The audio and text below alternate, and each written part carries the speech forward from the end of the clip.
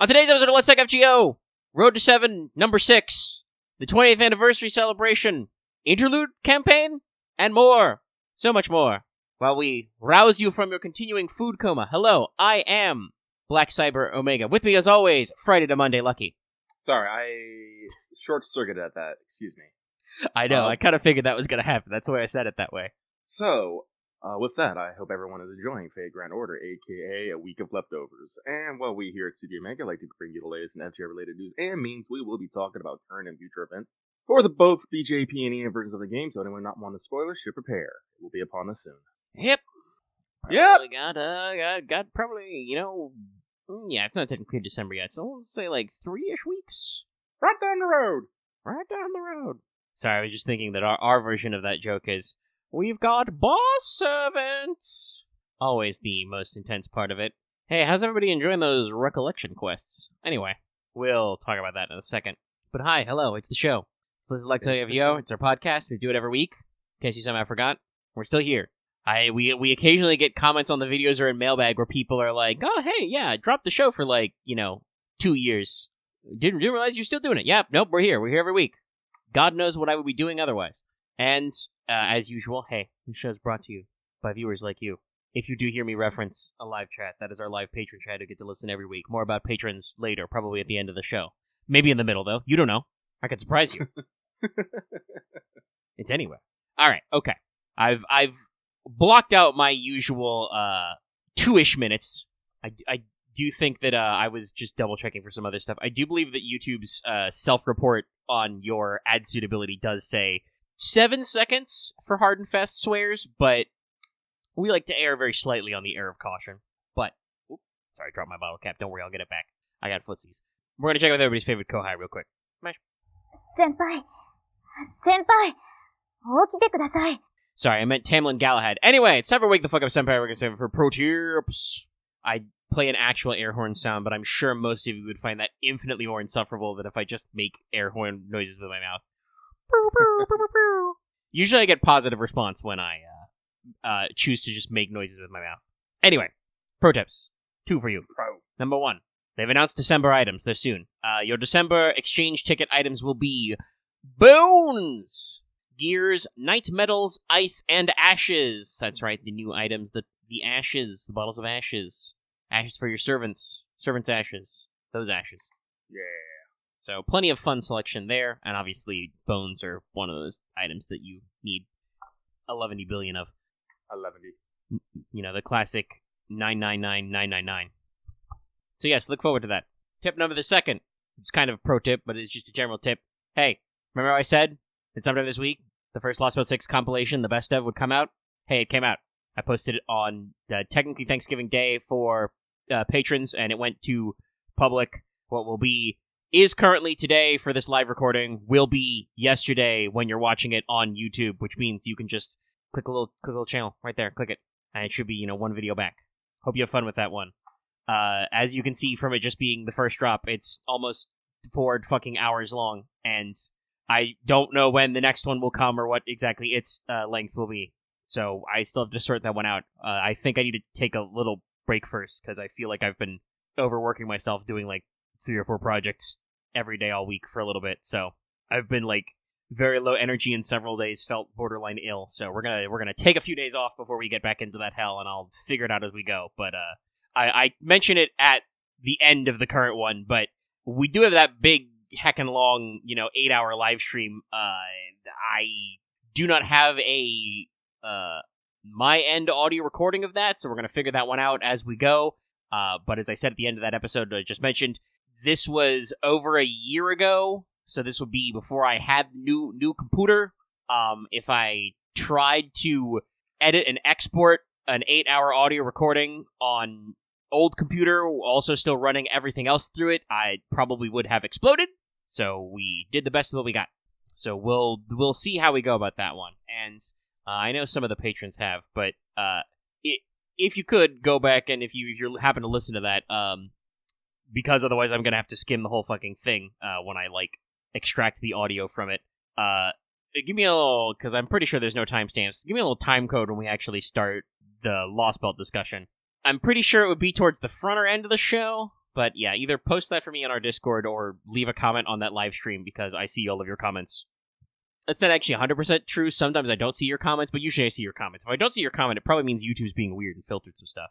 But we're gonna, like I said, I have at least one more block of audio to try and wrestle with first, so we'll see how the formatting goes. Robin in general is too busy to start doing it, but Robin was doing timestamps during the time period we were recording the Lost Belt episodes. It's just that the Lost Belt episodes are so fucking long. No, seriously, like I said, I part 1, which was just like 8 sections? I literally just edited this. You think I'd remember? It wasn't that many sections, so like that was 4 hours, and we didn't have any real shit to talk about. The first story drop ends with just fighting the giant Norwich hand. That's nothing. There was so much other bullshit to get into. Anyway, enough of plugging my own podcast projects. Even though, like I said, I worked hard and long on that one. We're gonna move into Breaks to the Throne, a regular achievement topic. Yay! Spoilers. There was a GSSR. Albert keeps surprising us. This is a thing I feel like. I'm pretty sure because this is the second time they've done like the weird limited Start Dash GSSR. I'm pretty sure just in general, people at home, you should expect this if you're playing on the English servers. We do not have nearly as many like downloads and guaranteed players. I'm sure that FGO does make money, and obviously as a whole, Fate as a franchise makes oodles of money. But I feel like they're probably going to sneak a few of these in here and there as it incentivizes spending in a way that is, I would argue, probably less annoying or scummy than just springing random banners we didn't get in JP on us. They still do that sometimes, or they move stuff around when it makes more sense on the schedule, but just dropping new limited SSR banners out of nowhere can get kind of repetitive and annoying and stressful for everybody's wallets, especially when, as evidenced by how many times Albert jokes about it, clairvoyance, I feel like, is baked into the EN experience now. That this is probably a good way for them to drum up a casual little bit of money. But there's a new Start Dash GSSR. I had to think about whether or not I would roll on it, but when it fired, I did decide to get in there, and I did let rip for $12, and did pretty good. We got NP3 Resh and Sherlock. Finally, that's right. It was a double SSR. Neat. And of course, Sherlock's smile instantly protected. I still had so much EXP, chat. So much EXPs. Like I said, I only did like $25. There's so many fucking EXPs. So yeah, there it is. Thumbs up. Woo.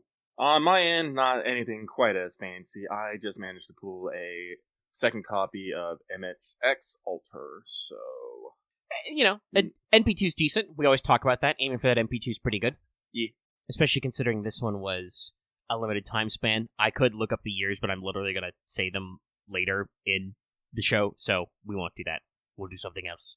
But, nothing else really. Technically, no. All the world's evil. I can't really say it was evil. I mentioned it to patron chat earlier. But I did have managed, thanks to some bonuses they gave us out, have like 60 SQ in the tank for when Kagakiyo was the Thanksgiving Day raid up. Nothing. But I got a double SSR on the GSSR, so like I can't really complain. I didn't really try very hard. Well, keep it all in mind. That means that it is time, as we schmoove on down, to talk about, did you finish your master missions? This week's master missions. You need to defeat 15 Saber or Assassin enemies, Archer or Caster enemies, and 15 Lancer Rider Berserker enemies. All of these do only say, except enemies summoned during fights, so I'm pretty sure anybody counts. Go nuts. Then you have to defeat 15 enemies with the humanoid trait, get 15 drops of any level of EXP. That's from a battle, so that's why I phrase it as drops. And then 30 EXP drops. So yeah, do anything, something. Whatever they got to do some stuff. You'll rack it up. But speaking of the 20th anniversary showcase, there was a celebration campaign for that. There was a stream. Tuned in a little bit of it. They actually came and went a couple of times. But they had some fun talking about it. I saw several people tweeting some clips where the guest explicitly said that, like, and I think there's been a few interviews that said this, but definitely at the showcase, it was also mentioned that, like, and I think we've talked about this. FGO usually brings in the VAs, especially for VAs who have a lot of roles to like do recording in batches. So several servants are recorded like literally years ahead of time, because they know that they're going to make them, but they're not done yet, or their banner time hasn't come yet, and so it takes a while. I'm pretty sure Aoyuki has mentioned this about Swimsuit Okita, that like she had recorded that one like a couple of years before she actually came out, and I think specifically at the 20th anniversary panel, I think Aiko Kawasumi said that it was like a year or two ahead of time she recorded Castoria. So, like, very long tails in some of these servants. But yeah, stream happened, they talked about some cool stuff, but they gave us some cool stuff. One of the cool things they gave us, 3 command spells per day, baby! So yeah, very early jump on that one, but pretty cool. You will now restore all 3 command seals in a single day. Nice. It is indeed nice. Oh yes, Chet's also reminded me, that was another one, that's right. Kana Ueda said that she had Ishtar recorded at Halloween 1, which was like super early. Because wasn't Ishtar... Yeah, she wasn't the first Christmas, she was because that was Jack. She was Christmas 2, I think. Which was pre-Babylonia, but was part of the joke. So yeah, no, like, the turnaround time is very interesting in servants. Also, 3 command seals is, forget the super recollection quest, use it for the regular recollection quests. I'm gonna talk about that in a second. But those guys are hard. God bless Leyline Stones. I genuinely don't know how anybody's supposed to beat Lost Belt Boss Morgan without using a continue of some kind. That bitch is cheating. That shit sucked. We got 10 SQ to celebrate the stream in the event. We got a login series just 3 days anytime during this time period, which I forgot to mention, but it starts 25th and goes until the 4th of December, so you got a wide open window there.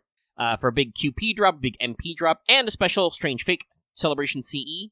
And there's just a fuck ton of banners they're running. I think these are like double or triple SSR rate ups.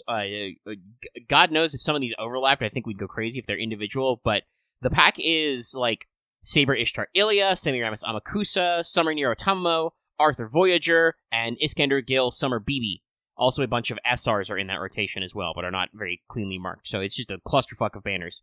I am fairly certain this is meant to be a kind of coded funny haha nod at various Fate franchise entries, because you've got, Saber Ishtar Ilya, no comma sadly, but Saber Ishtar Ilya for the core Fate Stay Night, Semiramis Amakusa are obviously both Apocrypha, Summer Nero Tammo are obviously both extra, Arthur and Voyager aren't from the same thing, but they're from, we can put them in the light novels that aren't translated category.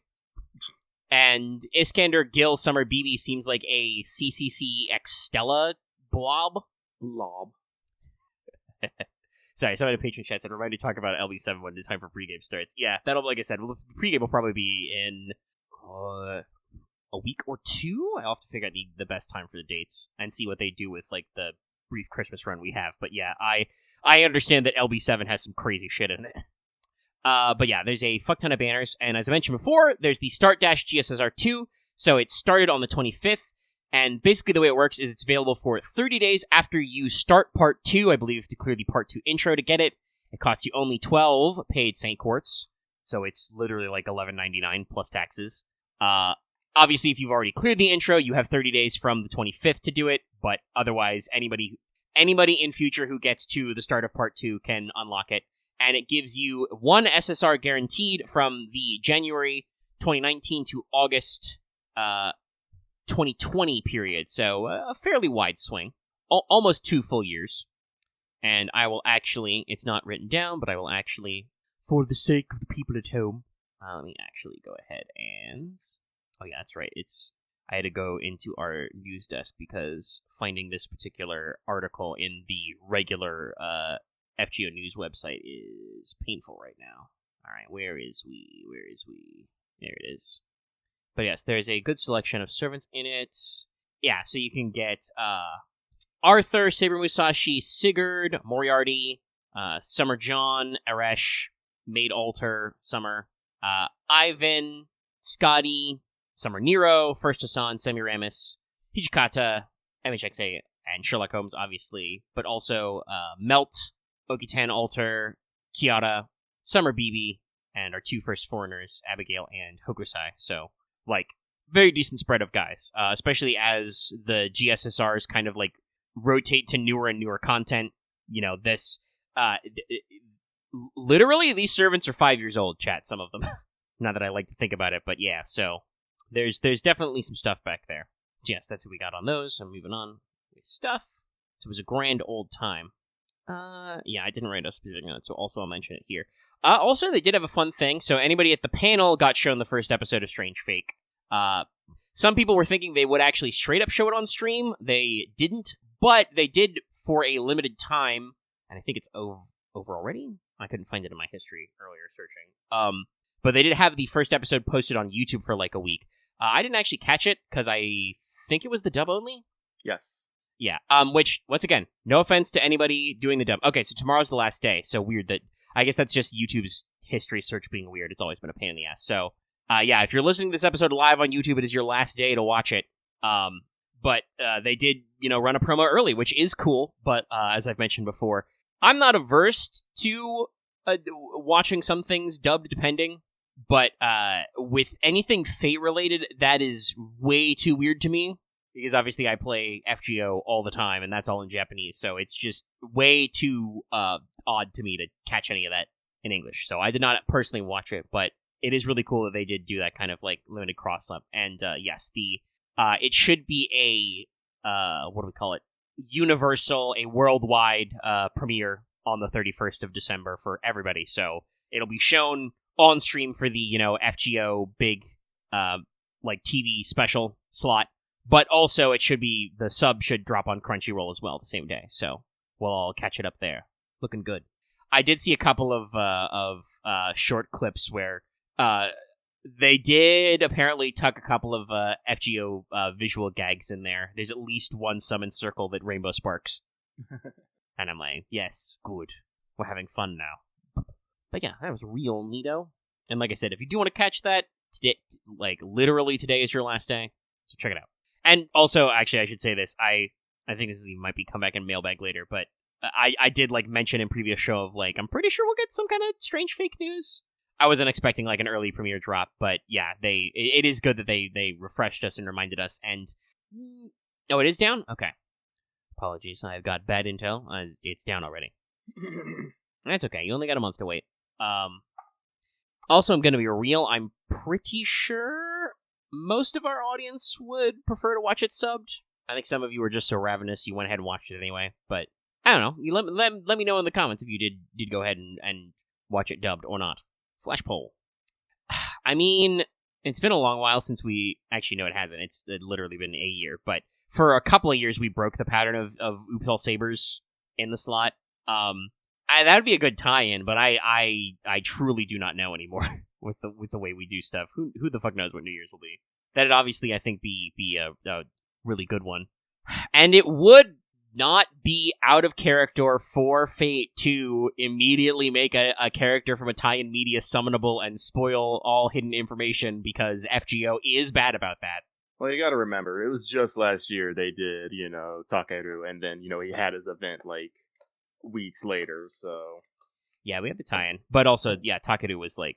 Technically, in Samurai Remnant, that is hidden information, but the game was out for a little bit. With Strange Fake, it's a little weirder, because, like, at least in Japan, the several volumes of the light novels have been out for fucking years, and anime adaptations are not always picky about some of their reveals. Like, I think it was, like, in the first, like, couple of episodes of the Case Files anime, back when it was still anime only, I think they had Gray fucking unbox Rongo, which is like a couple volumes into the light novel.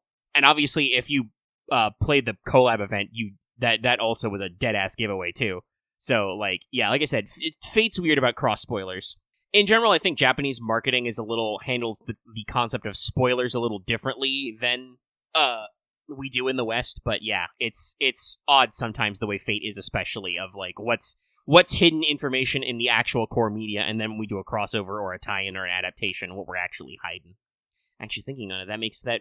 I know it's because they are focused on those things, but it actually makes me think it's kind of interesting that like I feel like Fate Zero and Unlimited Blade Works and Heaven's Feel, the anime adaptations, like actually do a really good job of like staying in their lane and not cross-pollinating the other routes, even though they totally could.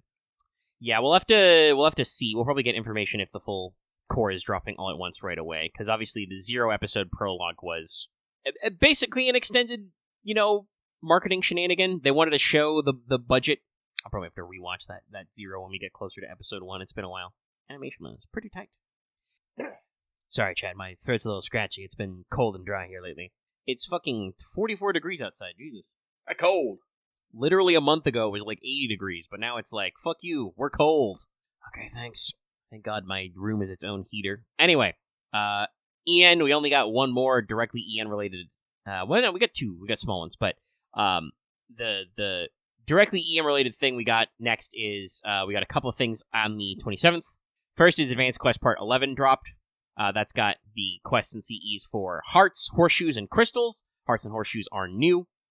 And we got the aforementioned, the big one, is the Road to 7 Lost Belt number 6 campaign, starting the 27th of November, going until the 11th of December. So during this time period, you've got all interludes unlocked for the Lost Belt 6 crew, though admittedly that is mostly not Lost Belt 6 characters. A lot of the actual LB6 crew don't have a lot of interludes going on. It's mostly like for like Red Hair and Casku and stuff. There's a couple, but it's very funny. We got recollection quests, and as I said, boy, let me tell you, man, I don't know what the fuck how we done did this stuff back in the day. I guess we used leyline stones. So it's Woodwoes, Grand Duke of Waste Heat. It's Morgan, and I think the third one Big Floof. Also, yes, it's Oberon. Okay. Well, I'm glad for that. We'll have to jam out. Okay, that might be conceptually easier. I remember that one being that one's more of a coda. Anyway, I'll have to wait to do it because I spent the command spells on Morgan. Woodwoes was I can't wait till I get to my me talking about this in the recap. I wonder if 2 years ago, Woodwoes was as fucking annoying as he was to me in this one, because I swear to God, my luck is terrible. Every round a stun, and every time somebody got stunned, I drew all 3 of their command cards in the fucking hand. It sucked. Definitely should have brought more debuff cleanse, but it's fine. But man, guys, I don't even want to imagine what like super recollection versions of this shit is. Morgan was gnarly. That third phase she does where she gets attack up, crit up every turn, and also I can't believe what were they smoking when they decided, yes, for her third bar, Morgan will just remove all your buffs every basic attack. And that means she removes everybody's buffs when she does after she hits her NP. I'm like, Jesus, what the fuck am I supposed to do to this?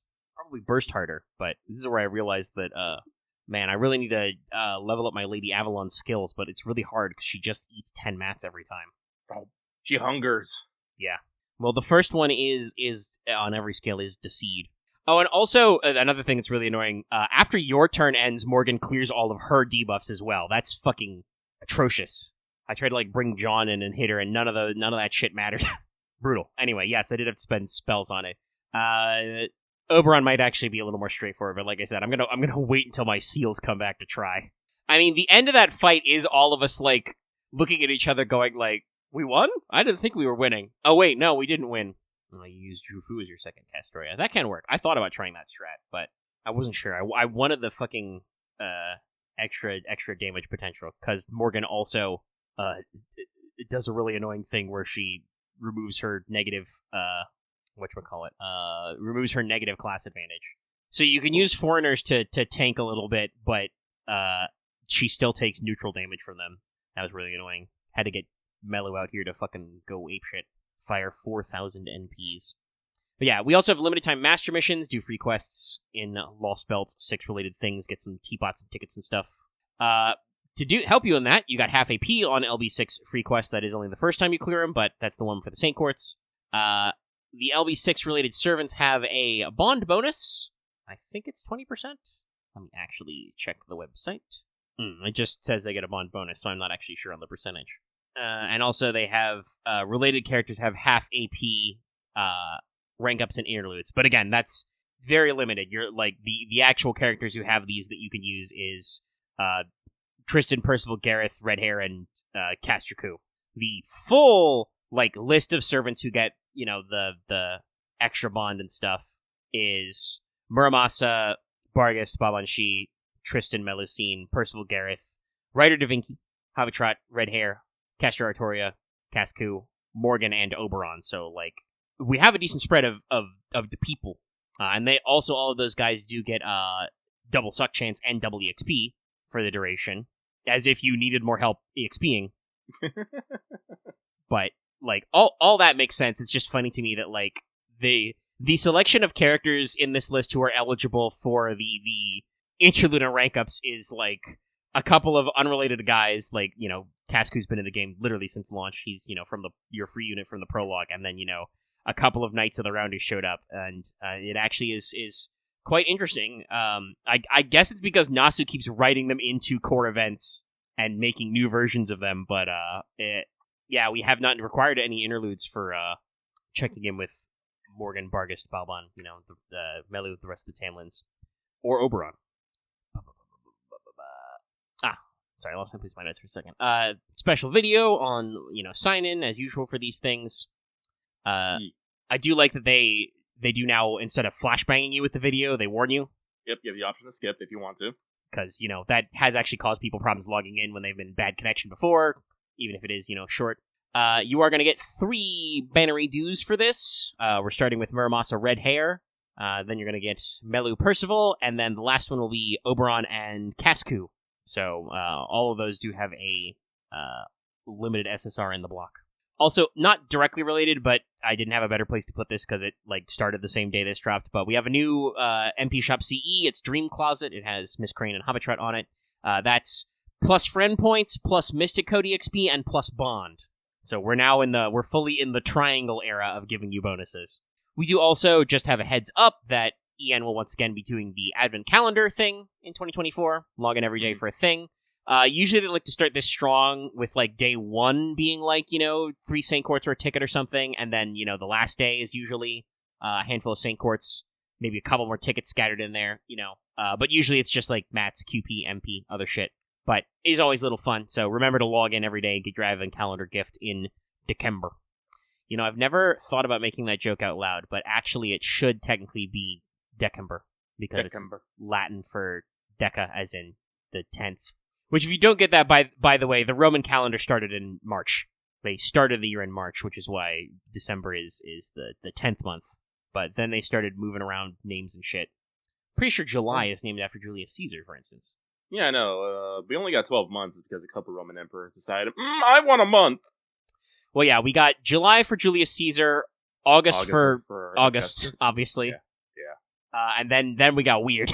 Well, then we got 7, 8, 9, 10. So we moved some shit around, but the 12 strat actually works. And don't think that we are leaving out JP, because JP got a little something going on. I do believe technically some parts of the Mystery Craft House is still ongoing, but they're running Interlude Campaign 21. Starting on the 27th, going until the 11th. Yeah, it's back. I think we actually talked about this a couple weeks ago, maybe 3 weeks ago, mentioning that it's been a while since they've done like Interlude or Rank Up campaign, so we got one.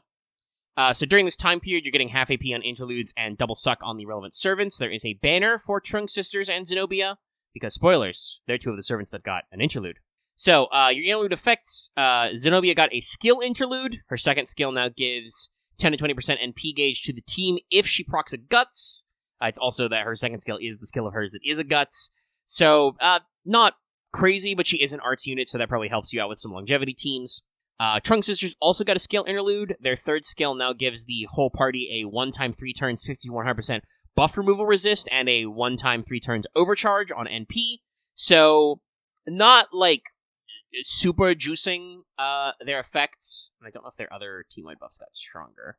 But it's not like a crazy good juice up, but it is something that will definitely help team support. Again, you've got very funny like team-wide increases. I mean, 1x 3 turns 100% buff removal resist, and also the overcharge effect is like, that's... I think we're trying to tuck the Trunk Sisters firmly into the realm for like CQs and boss fights, and that's just a good skill to have that can help you with that otherwise stuff. One of the upgrades, the next one, which is a little unexpected, but is pretty good, is Sugitani Zenjobu got an NP Interlude. Hey.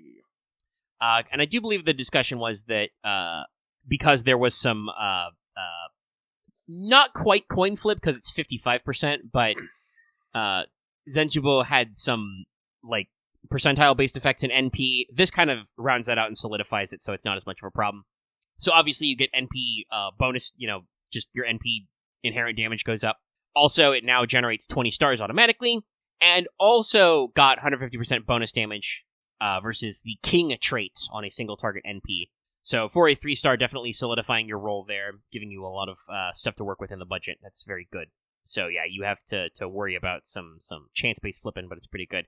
And currently, as of recording, the 4th interlude is unknown. It might just be the Saint Courts. I don't know if they've announced that ahead of time, but it might. I would guess it's probably another upgrade. It's just that it's hidden. They're hiding who's getting what interlude, kind of like they do with rank-up campaigns, which is kind of funny. Oh, yes, actually, that's right. I forgot to jot that down because of the way the wiki is written. But yeah, previously, Sugitani's NP would remove your buff success ups because the idea is you would use her or other servants' buff success up to proc the 55% chances better, because it's basically you get a 55% chance twice, 2 separate chances to buff NP damage for 1 turn. So now we don't do that modifier anymore, and we make it so that we get, increased trait damage, drop crit stars. This seems to be a thing that, FGO especially liked to do in the past and still does sometimes because, again, we talked about this, it can take them, 2 fucking years to finalize a servant. But they do this thing occasionally where they, try and limit a servant's buff success, and then they realize that sucks and go back later and give them buff success up. Usually it's for a limited time, so, you still have to know when to proc your skills. But, we make it so your servant at least can get 1 effective use out of their abilities, and then you can, wait for skills to roll around. But yeah, it's funny how, RNG-based effects are annoying unless they're really, really good. It's also why every skill that consumes 100% of your fucking NP gauge also usually sucks ass, and they have to buff later, because almost no skill activation is worth an NP usage. But yeah, we don't know yet what the 4th interlude is. It will probably be out there by the time the show goes hot, so we'll probably mention it again next week. But yeah, that's our Skelligramms. Like I said, lots of fun news up in there. Yeah. Oh yeah, we did get a little. Yeah, they did a little UI update. You can now see how much bond is left to the bond up. It's not just how many pixels are left in the diamond. I appreciate that. Yeah. Normally I have to go, jump into their servant profile. Yeah, you gotta start tapping and holding and stuff. It's so funny to me, again, just FGO.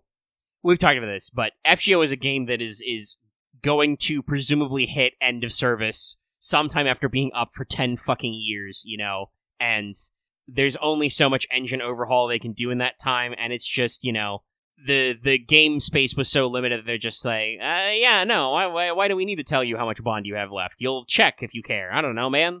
Now it's as they add extra bond levels and it gets to be so important with all the extra rewards, it's okay, we can tell you. We figured it out. We found how to put that in there. Sorry, drinking my water. But that's Skelligramms. Oh, did you mention the LB7 teaser? Oh, no, actually, you're right. I did not. We did get the teaser already, too. That was not a separate newsline item in the FGO app news. No, it just appeared one day. I don't know. Yeah, but they've posted that, and I think they may have tweeted about it, but they did. It's very funny, like I said, talking about it, we know LB7 is soon, Aniplex knows LB7 is soon, they're still being cagey about exactly how soon, but all of the, preamble material still says late December, and we've talked about this. There is a line joke in LB7, where specifically, you run into Rasputin, and he says Merry Christmas, because the original dropped on Christmas Day. So, we must presume that our version of LB7 has to at least be close enough to Christmas. They have played fast and loose with Christmas time dates before, with Christmas events and stuff like that, but we presume it has to be close enough to actual Christmas where they can translate that line or something to its effect. Special. Happy holidays. Yeah, because it is actually a time-gated line. I do believe if you started LB7 a day later, he no longer says that. So it's a very cute thing that they did, but they have to work around it in the code and the translation. So we have to presume that there's the timing will be closer. So we're all getting real hyped up, but we also can't proc too early. It's exciting.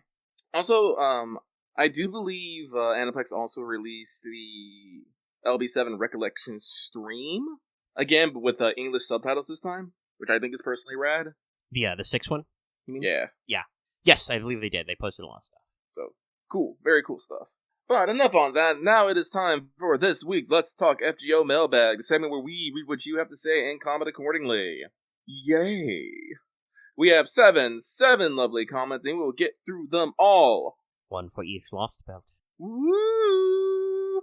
So, with that, let's begin. Our first one comes from Monster Girl Aficionado, who says, Dear Lucky Omega, no questions this week, just sending good vibes. Wah wah wah wah wah wah wah wah. And wishing you well. Keep up the great work. Thank you very much. We will try.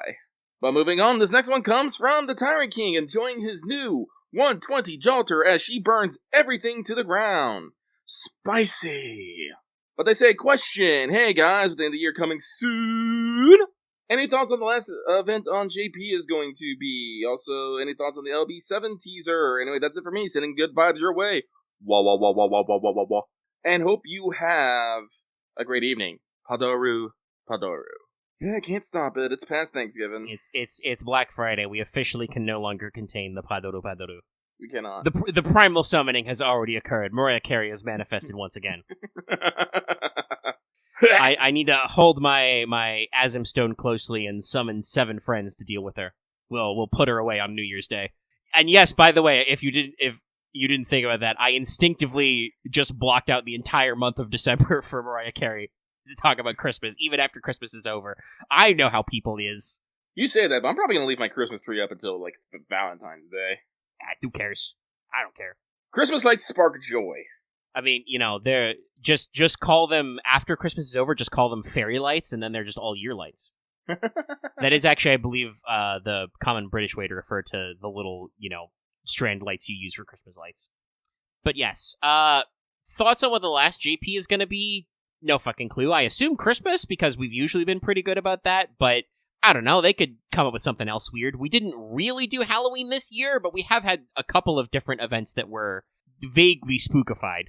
So, yeah, I as usual, really don't know.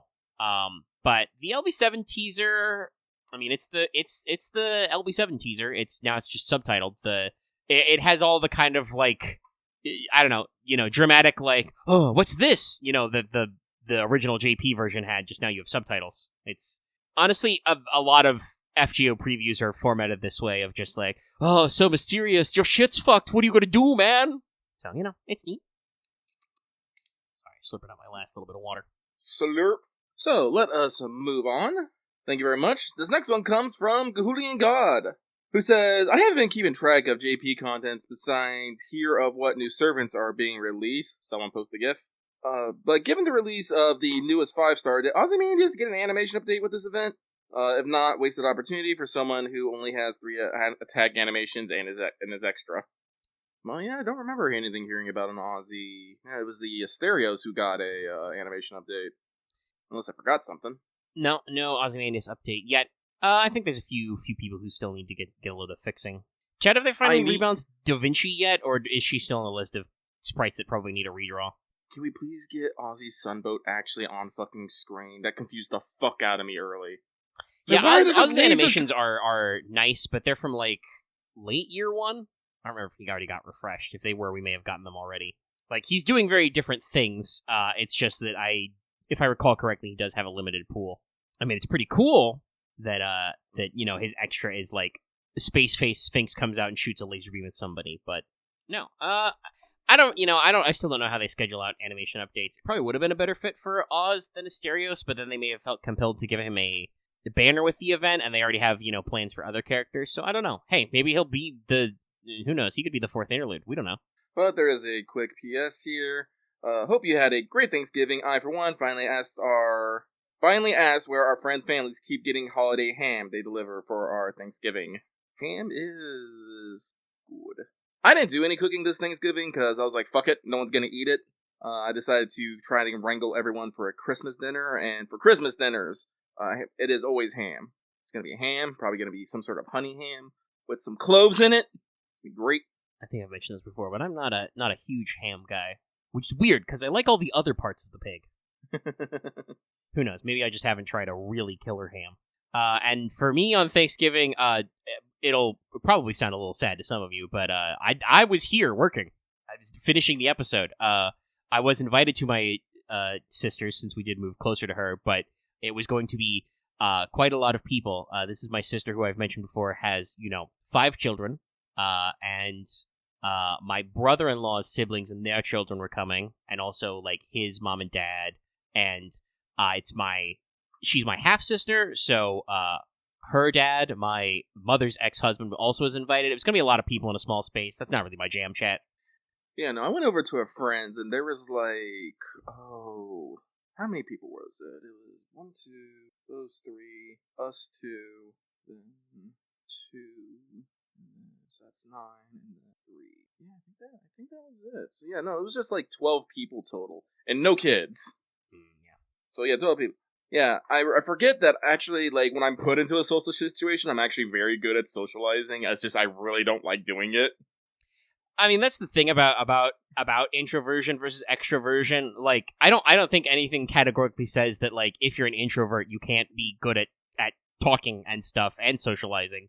It's just that, like, people talk about your social battery and stuff like that. Yeah, no, well, like, I don't have anything against my relatives. You know, we try to have a big family gathering every year, usually, around the Christmas holiday. And because I have such a large family, we often miss the flip. I think at least one of my sisters is probably not going, and her family is not going to make it this year. And I technically get a little shanghaied into that, as I am usually voluntold I'm going, but I usually don't begrudge anybody that around the holiday time. Most of you are off anyway and don't want to hang out with us, so it's fine. But it's, usually when we do these gatherings, like, literally, after a certain point in the night, like, maybe we all get together for dinner. Almost always there's football on a TV or something. Everybody's doing activities. There's just a point of the night where I'm, like, just sitting, being in the same room as, like, a whole shitload of people talking and, engaging even in small talk with them. I physically get tired and have to, like, go into my room and lay down for a couple hours. I don't know what it is. Maybe there's too many people sucking up the oxygen. I don't know. So, like, that's the battery thing, is, like, I literally get worn out after being around large crowds of people. So I was just like, I don't gotta go to Thanksgiving. No, I'll skip it. I'll stay home. I'll work on the thing because I told the audience it would be done this week. Which, hey, it's fine by me. Alright, so let's move it on it. And the next one comes from the Hundered, Our Man. It's not exactly how you spell 100. It's just one E off. Dear Laguna Mega, happy Thanksgiving to the both of you. Well, thank you. I am stuffed. I had a funny moment while listening to your podcast last week. I was listening to it while waiting on the tech issues of the 20th Fate's Day night anniversary, and was waiting for the first episode of Fate Strange Fake to come out, and heard Omega talking about the possibility of getting news about Fate Strange Fake. And I was wondering if he remembered the first episode was coming out very soon. It was quite the laugh. I don't remember if we knew when we recorded that for sure. I was personally a little bit more skeptical about that, because I thought they would just probably maybe stick with, more Fate Stay stuff and stuff. But no, yeah, I think we weren't. I don't remember if it was announced fully when we recorded the show, but it was definitely like, I'm pretty sure they're going to talk about Strange Fake. I don't know if they're going to show it. I don't know if they're going to post it publicly. I think that was a big surprise, because that's, a thing that they do occasionally do, is show people, in panel something. But yeah, like I said, I think we were, and I'm pretty sure in the podcast we do talk about this, I think it was confirmed that episode 1 was going to be shown, basically December 31st, January 1, depending on your zone of time, on the, special FGO stream. That was going to be the, Fate TV special this year. But that was still quite a ways off, it's still over a month away at this point. So I was not sure for sure if they were going to lock that in. But they did. Good on them. They continue, though. Anyways, for my question for this week, assuming that you have seen what has come out of the Fate Strange Fake anime so far, who is your favorite master/serving pairing of the servants we have seen so far? I, like Omega, have not actually seen the first series. I did see, what was episode 0 called? Something Until Dawn? Break of Dawn? Coming of Dawn? Prelude to Dawn? I don't know. Might have been Prelude to Dawn. I don't know. It has an anime-ass title. Let me know when they're going to release the final mix version. Whispers of Dawn. Still counts. That could be a Kingdom Hearts title. And honestly, I guess right now, like, just because he's him, I'd have to say Flat and Jack the Ripper. Just because who doesn't love Flat? If you do not love Flat, get out of my house. Flat and Fake Jack are very funny. That was like one of the first ones that thought to me. I do also... Strange Fake Gil is fun, because he's like just chilling. He's just big chilling. He literally shows up in his giant chair and is like, fuck you, I don't work for you. You're dumb, die. Shit, I'm gonna go home. Oh, what's that? Enkidu got summoned? Alright, cool, I'm gonna stay. I'm gonna move in my chair and my 50-inch plasma screen TV. Like, it's... I think we've done a lot of characterization for Gil, and him just... I like the newer version of Gil, where he just shows up places and decides to stay because it's funny. Like, Ruler Gil in Remnant is very much like that. Oh, we still need a Ruler Gil. I need that. I actually need that in FGO. With the Samurai Remnant artist on it, yeah, that'd be pretty cool. I am very interested as he summons to... his fucking shop. Yeah. I am very interested to see more about Strange Fake Saber, but like I said, I did not watch the first episode preview. Like I said, it would have probably been too jarring. Yeah, no. The more I think about it, the more I'm like, I couldn't do it because I've watched Whispers of Dawn several times. So it's like, no, those are the voices I want to hear. Then it's gonna throw me off otherwise. Lucky does not need audible whiplash. Yeah, it's just I'm way too used to the Japanese cast. Okay, then. So, let us move swiftly on to the next one, who says, Dear Omega Hotep and Lucky Thuhulu. No, actually, no, Lucky Thuhulu. I added an extra U in there. Someone blast me with a minor spelling mistake. Minor speaking mistake. Yes. But they say, in honor of Van Gogh's double buffs this past week, I'm curious to ask, who's your favorite foreigner, Omega? I don't direct this at Omega, because I think not guessing Koyaskina's Fluffly would be a fool's bet. Words Best wishes. Best wishes, good vibes, wah wah wah wah wah wah wah, and keep padoring along. Yeah, I had to think about this one a little bit, but it's probably Hokusai. I've always liked Hokusai. Always great, and then actual Old Man Octopus, very funny. We do a lot of funny stuff. My most used foreigner, I think, is actually Double X, though, which is very funny. But, she's got a single target arts NP, and she does a couple different trait damages. It's very good. Carried my ass through a lot of Berserker fights. In Lost Belt 6, even, funnily enough. But yeah, I don't know. Yes. I'm just... With Hokusai, it's just... I don't know, man. I really like, the Wave of Kanagawa. Listen, the 36 views of Fuji are fucking great. Yeah. Fucking making a sparrow on a grain of rice, also great. Like, they don't really get into it, but Hokusai did a lot of crazy-ass shit. I mean, there's a reason why, and I think that's why Hokusai as the foreigner, works, is, there's a reason why, in Fate, Hokusai's, nickname is, the man mad about art, which may actually have been something somebody, said about Hokusai, but it's true. The guy was, hella driven. Ooh, excuse me. I hope that didn't get picked up. It did. It did. Son of a bitch. I tried to turn away and cover my mouth, but nah, the deep rumbles, they cannot be extinguished. Here, I have a pen handy. I'll jot down the time. I'll edit it out later. Thank you. I'll leave all this part where we discuss it in, though, because it's funnier that way. So people will know I am shamed, but they will not know why I am shamed. But let us move swiftly on. We still got a couple more here. But the next one comes from Stoofed by Turkey and Ham, Yule. You can't see it. I just kind of panned my head to the camera and looked back. I feel like there's something more supposed to go here. Or maybe there's something different. I don't know. It's a mystery now, and I'll never solve it. But they say, howdy, Lucky Omega. Hope you had a great Thanksgiving. I know it was a big surprise when watching the 20th anniversary stream when Albert just drops a wild GSSR on us, and I know I predicted at least a small part of Omega's role. But I was curious if Lucky also rolled, and what would results for the both of you, assuming Lucky rolled, since maybe not everyone saw Omega's role on the Discord server? Question mark? Like I said, I did roll. I was hopeful for maybe getting a new unit, such as maybe Moriarty or Holmes, because I do not have them. But I got a Milkshake Alter, my second one, and I am not upset about that, I will say. Like I said, that brings her up to MP2, and as we have said before, MP2 is generally where you want... If you want to use a unit on the regular, that is generally where you want them to be. Everything after that is just pretty much diminishing returns for your wallet. I do also believe that you did bust your balls in your wallet a little bit getting Etchan in the first place, so... Yes, no, it was several rate-ups of trying to get her. Yeah, it's a juicy one. And yes, and in case that wasn't clear earlier, I reported my notes at the top, but to explain a little what they're referencing in the Discord, because I was talking about when it got posted, whether or not I was going to do it, I was guesstimating, because it's There were a couple of bad picks in there. I called my shot that I was going to get NP 2 or actually, I think what's my Gramps at?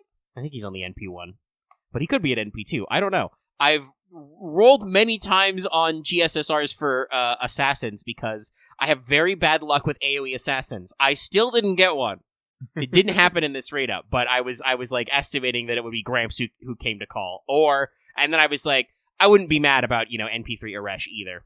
But no, the person who wrote this comment actually did say that I might finally get my Sherlock, and it did happen, and also the Aresh happened. So it was still very funky. Oh, funky! But I did not get yet another single target limited assassin. I've never rolled on a regular MHX raid up. I'm fairly certain my MHX is NP3 at least. She could be higher, and I've just lost count. I think that's all GSSRs. Oh, actually, when we got a month out, we should probably start seeing what our next GSSR is. Yeah, I can't remember, because I know people started posting the image for the new special one right away, but I may have seen some circulating. As always, much like I can no longer restrict you on Padoru rules, we are like a month out. I expect we'll start seeing our little graphics. Our little graphics, our little graphics out there. See if there's a good collage. I do not remember. Patron chat, do you remember off the top of your head what the banners are? Gesundheit. Oh, jeez. I'm all about the bodily functions. Jesus. The way the banners are broken up this year at New Year's. Okay, you did talk about it. Yeah, I'm pretty sure I caught that conversation a couple days ago. Class and NP type. Oh, that's right. This is the one where you can get very fiddly. Let me see if I can scroll up and see some of them. Yeah, no, this is the one that gets fucking crazy. Yeah, so it's like you can get well, hey, Lucky, if you wanted to get Moriarty, this could be your chance. Because Archer single target offensive NP is just Summer Artoria Moriarty Super Orion. Oh, pretty good. Yeah, I'll grab it. I'm looking at it now. Okay, yes, it got posted again in Patreon chat. I was going to grab it. God damn, that's crazy. So you've got extra single target, extra support, extra quick AoE, extra arts AoE, and 2 extra busters, because that's how many fucking busters we have. God, I think I'd love to take the crack at Oberon, but I don't think I want to do that, because I can end up with extra NP copies of Summer BB, and no offense to Summer Abby, but she is not a super high-performing unit. Getting NP1 on that on the GSSR is probably not a great grab. Ooh, we could go for that arts, because we could get Ruler Moriarty, we could get another NP on Summer Coma or Space Ishtar, but there's 2 Kiaras. Normally I think I would want to go for Coma, but that's another MHX or Gramps, and I don't know if my heart can take that. I really don't. Wow, I've just realized, actually, The extra arts offensive MP might be okay, though. I could get me another Space Ishtar, get me another Coma Avenger. I wouldn't say no to another Kiara or Hokusai, and I guess I could get young Moriarty. He's not as cool as the old one. No. He's there. He's present. He has a sweater. I don't know. I'd have to. This is gonna be one of those things of like I have to see when I get there. Yeah, I mean it's a month out. Oh, that's sort of fun. We'll don't do that. Yeah, no, I don't use them a lot, but I've just realized that if I probably won't go there because it will be no unit. But again, actually no, I have a couple of categories where if I went in, it would be definitely a guaranteed NP level increase. If I went assassin single target, which I would never do, all of those I have at least at NP1. The only character I have in Assassin AoE offensive NP is Koyan of Light, who is not usually used for her NP. But I also have everybody in Berserker AoE. Like, I scored Arjuna Alter, I think, earlier this year, and Senna Riku did also pop, so I got everybody in that blob. But yeah, this is the one we're gonna have to think about. Like I said, there's some very narrow categories in here, because some of these are, like, only 3 servants wide. But yeah, like I said, there's a couple of those that are funny that I have every single one of them. I mean, it's again, we'll have to see how the rules go. They're all limited, so I don't think anybody else will come up. But AoE Assassin is probably a good bet for me because 4 out of 5 of those are new rips, and NP2 Koyan of Light won't kill me. Mm-hmm. I mean, that just means that I'll actually probably start using her straight up as an assassin farmer, even though, as I said, that is not normally what you use Koyan of Light for, even though, yes, she has an offensive NP. But FGO is funny like that sometimes. But yeah. And if you want to see all these images referencing, like I said, get up all in our Discord. We usually have several times throughout the month leading up to a GSSR, we will have several rounds of people posting images and links and debating. No, Koyan's NP is actually pretty good. Her main problem is that as a support unit, because it gives you party-wide NP charge, you usually want to use it after somebody else has gone with their NP, but if you're bursting your damage correctly, she doesn't get to fire it because presumably the NP you have used has just killed everybody. But it can be used for like reloading strats and stuff if you're in a knockdown drag out. But yes. Yes. So, that's it for this, and we'll move on to last, but definitely not least. This last one comes from Agent 418, who says, "Hello, Lucky Omega. Have a good weekend, y'all. Thank you. I appreciate that." All right, that is that for mailbag. The bag is mail. All right, It has been mailed. and that means that it is time to skip free talk entirely. Don't have anything. FGO is just doing stuff. Yep. And move into what's up. I got a few things we can mention here.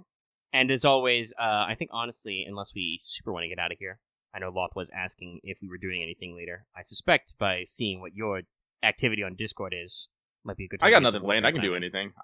I also have nothing planned, so I don't know what I'm doing after this. We did actually start a Civ game to get some video watching in. I wouldn't mind going back to Civ, or we can do other stuff. I do want to talk a little bit about Rain, and I do want to talk about Skynautica. Yeah. That's a good one, actually. I think that one's been on our list, and I haven't mentioned it yet, because you and I did both play the demo for Forever Sky, so why don't we start there? Yeah, so I'll take the reins here. So, recently on PlayStation, they just released the demo for Forever Skies. Basically a survival crafter based on a ruined Earth in which you everything is ruined and there is a layer of poison / dust / pollen / your allergies will fucking hate you, blanketing the planets. It's evil and very green. It's super green. And you are the lone scientist sent down with very little supplies, Jesus fucking Christ, in order to find out what happened to the previous team and make a cure to save mankind. And to put, if I was to give this the give it a laconic title, it would just be Skynautica. Because it basically feeds the exact same kind of dopamine you expect from it. You are a high-tech person who can just basically print things, 3D print everything you need, and you have to go around finding a super cure for the super virus so you don't super die. Yeah. Straight up to having like the thing that really made me think it as Skynautica was it straight up like has a mechanic to talk about like your infection level and shit. Which is obviously a little different. In Subnautica, it's more plot-related, but still, it's, a major plot point, so that's a very funny aspect of comparison. Yes. But one of the big things about Forever Skies, and this is the thing that I super enjoy about it, is that there is base building into it, but unlike Subnautica, where you kind of have to make little bases as you go deeper to, build this, no, your base goes with you.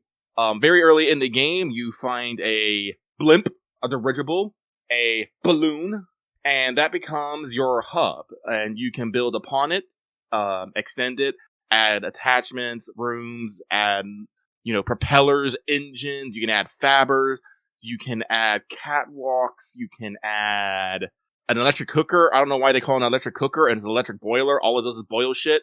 Boiling is a form of cooking, but yes, it could also, honestly, doesn't even, it's helpful for some things, but doesn't even need to include water. You could just use an electric hot plate in there, but no, you have to use water. Water purifiers, you can get water condensers. This is something I actually find really interesting. You can actually get fishing lines. You don't fish. It's automatic fishers. You basically put it on the ship, you attach a lure to it, and you just send it below the mist, and it will catch something for you. Sometimes it'll catch food, sometimes you'll catch a moth, sometimes you'll catch rotten food, but it's very fun. You can eat it as is, but you normally have to go throw it in the electric cooker to, boil it and purify it of all the evil within it. Yeah, another factor that's very much like Subnautica. You can eat raw food from inside the cloud, but that's bad for you. Don't do that. It's Don't do that. Better for you if you cook it first. And yeah, the two primary food items I saw with the fishing lure was either dust lettuce, don't ask me how you catch that with your fishing line, or a dust moth. And of course, they have things you can get, like small garden plots to grow things, which also probably have big ones, but I don't think they're unlocked in the demo. And you can even get a terrarium to keep dust moths in if you want to, get a portable food source. The demo didn't actually go that far. It only lets you, well, I think it gives you the entire upper map, but there's only so much you can do in there. But there is a lot to scavenge, a lot to hands. I actually extended my helium balloon 3 times, I want to say. Yeah. Which gave me enough weight for like 2 3x3 rooms and a corridor, along with the cockpit, plus some catwalks, so I can access outdoor things. And I do want to say, you're gonna want to expand, because that's a thing that I found with the... Because I played a decent amount, but I only did like the first couple of little beacons to unlock more stuff. Because like I said, I generally got the vibe, and then we talked about it later. I didn't really expand my airship frame too much. The default little two-room box and then the cockpit they give you, very compact. The game's not super great with collision. You're going to want extra floor space to put more shit, because you will bump your shins on everything. Yeah, but you also got to be careful with your ship size, because you'll bump your balloon on everything, too. It's true, because there's big flying air debris, some of which I am concerned about, because some of it you can, what do they call it, the deck miner? Yeah. You have a mining laser. Obviously, it's a survival crafty game, but some of the things you can mine kind of indefinitely for materials is these little floating debris clouds, one type of which gives you metal. Yeah, it's usually synthetic materials or metal materials, which personally I think is great. As long as you have synthetics and metal, you can generally meet your survival requirements, because you can use synthetics and metals to make the water condenser fins. I don't even know what they're fucking called. I think it's just called condenser item or condenser material. Condenser material, and you can use it to make simple lures for your fishing line. So generally, you'll be able to survive as long as you have synthetics and metals. I think, because at least I didn't see, but I think some of your basic utilities, like the electric cooker or the water purifier, they are like quote unquote powered, but they didn't seem to like need batteries replaced in them or anything. No, there are several items that require battery replacements, like the research table. Your technically the tool charger, which, because your tools generally have a battery in them, and you need to swap those out, charge those up with a tool charger. Yeah, so like I said, it is, if you've played Subnautica, it's a remarkably similar vibe. You have a Scanny Bop tool, you have a Buildy Bop tool. The thing that is kind of different, I will say, is they have a not unique. It's used quite often, but they go for the research table method of unlocks. You have to research materials that you pick up to learn new things, as opposed to just the way Subnautica mostly has you unlock new recipes is either you find like recipes, out in the world, which you can also still do in this, or you just mine something for the first time and it's like, hey, you found the new resource, you can turn this into goop and cooked goop. You use that goop to make another goop. Double goop. If you stick 2 goops and 2 rare ores acquired from behind the left gum of crab snake, you can make a computer chip. You look at the fabricator, you're just like, why have you done this to me? It's not actually the fabricator's fault. The fabricator in Subnautica is actually very smart. It's just telling you what the most common resources in your environment can be used for things. It just so happens that that's very annoying sometimes. Looking at you, sulfur powder. But yeah, Forever Skies is a lot better about that, of just like, you do need to research items, which does consume them, but you can, find literally synthetics and metals just flying through the air, and that should like keep you in most of your basic materials for a while. I do want to say I felt kind of like, because I played it on, I think, normal or maybe even easy. I think the demo might, like, the selector starts you at the bottom, and where it says like your rate of going down is reduced. That still felt at sometimes like I was still chewing through a lot of food and water bar, just kind of dicking around. So yeah, no, I do feel like it goes down pretty fast. But like I said, once you get And like I had 2 water condensers and 2 fishing lines, and I basically just had them going. I had terrarium going, picking up dust moths. It is a little bit harder in the game, but once you get up the flow, it's a lot better. I do want to say, while there is a demo on PlayStation right now, the game is actually in early access on Steam, and you can actually access a lot more stuff on there. And furthermore, they have said that this game is going to be co-op, but the co-op will not come out until they hit the 1.0. They're saying that the early access is specifically so, they can get everything done and out the door. Yeah, ironed all out, and then they'll add the complex features. Which is pretty interesting, because I don't think we actually talked about it, but a few weeks ago there was kind of out of nowhere a Subnautica 2 trailer announcement. Yes. Which seemed to imply that Subnautica 2 would have 2-man co-op, at least. Yes, that's what it seemed like. Definitely. That reminds me, I need to check up on, because I think that went to early access already, but I haven't seen a full release. They made that, space miniatures simulator, including painting your own minis. That seemed really cool. I should probably remember what the name for that is and figure out where they got at with that. Because as kind of their 1.5 Below Zero, actually, I didn't realize this, but Below Zero actually got a decent amount of flack when it came out because the story pacing is not as good. It tries a little too hard, I think, to have more story, and they've revised it 4 times before it came out. Oh, really? Yeah, no. If you go back and watch Markiplier and Jacksepticeye, a lot of the content creators who are really into Subnautica 1, they played the earliest access versions of Below Zero. And the plot is very different. They literally rewrote that a couple of times and even scrapped and re-recorded VO and shit. Oh. It took them a while to nail that, and some people will say that the final version is not nailed.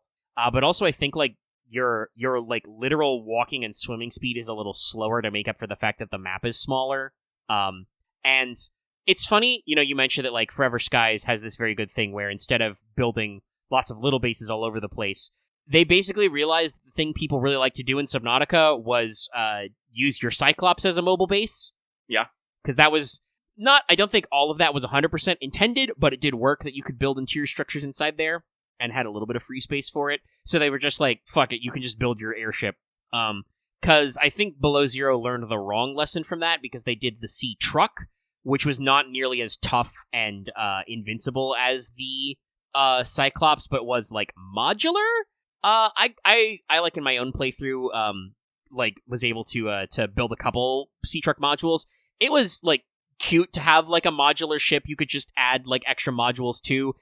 It was not Cyclops cool. It was not as good as the OG Cyclops. So yeah, like I said, I feel like Forever Skies has definitely these guys feel like they were big fans of Subnautica, but also were taking notes, right? Yeah. The one thing I will say is that, at least in the zones you can go in the demo, obviously, if you want to just charge into the dust, you'll die. You'll die. Don't go in the group. But that does mean that, I did not see, hide or hair of, hostile fauna at all. No. Which is a very different experience than Subnautica. Yes, no, I do believe it is all under. Your biggest danger basically comes from thunderstorms and flying debris. As you do in the demo, as you fly around, storms will be shooting lightning, and that's dangerous. When you're flying around, the debris that's flying by will hit your ship and do damage to it. It's a little annoying because there's not really a way to stop it besides having someone on a deck gun and blowing things up. Yeah, it seems like something that would be better in the 1.0 co-op. Yeah, but I do know, seeing from trailers and stuff, you can get, ye old crossbow. I say ye old, but it's a very futuristic-looking crossbow. It's rad. I mean, honestly, while we do have a full fabricator, machining a crossbow and just fabricating new crossbow bolts is probably easier than building a gun and bullets and something to shoot bullet. Well, with bullets, you usually use some sort of propellant. With crossbows, you just need a good cable and a lot of torque. Yeah, I'm thinking. I don't actually... Because you're up in the... The way it works is it's like Subnautica in that if, you go down, you go into the deep where it's bad. But, like I said, if you just go down there by default, you'll die. So mostly you are flying along, going from, ruined skyscraper or radio tower top to the next ruined skyscraper or radio tower. So, I don't actually think you can scav the ingredients for gunpowder very easily. Gunpowder is chemically very simple, but all of those are, earthy minerals. You need niter and saltpeter and sulfur and stuff. Not easy to no. get, 100 stories up or whatever. No, usually what you find in the upper is you can find like copper on windmills and maybe helium, and then you have specifically the overgrown towers where you can usually find foodstuffs or plant stuffs.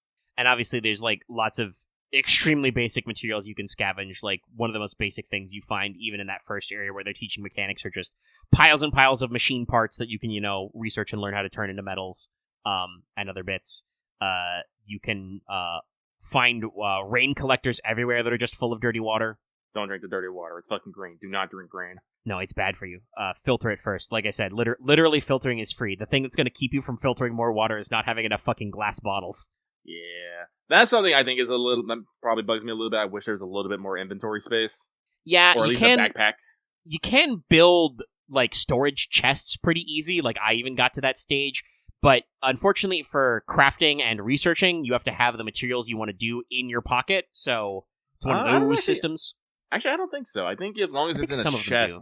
Maybe it's the researching doesn't work like that, or maybe they were too far apart. Like, it might have a radius. That's true. I don't know.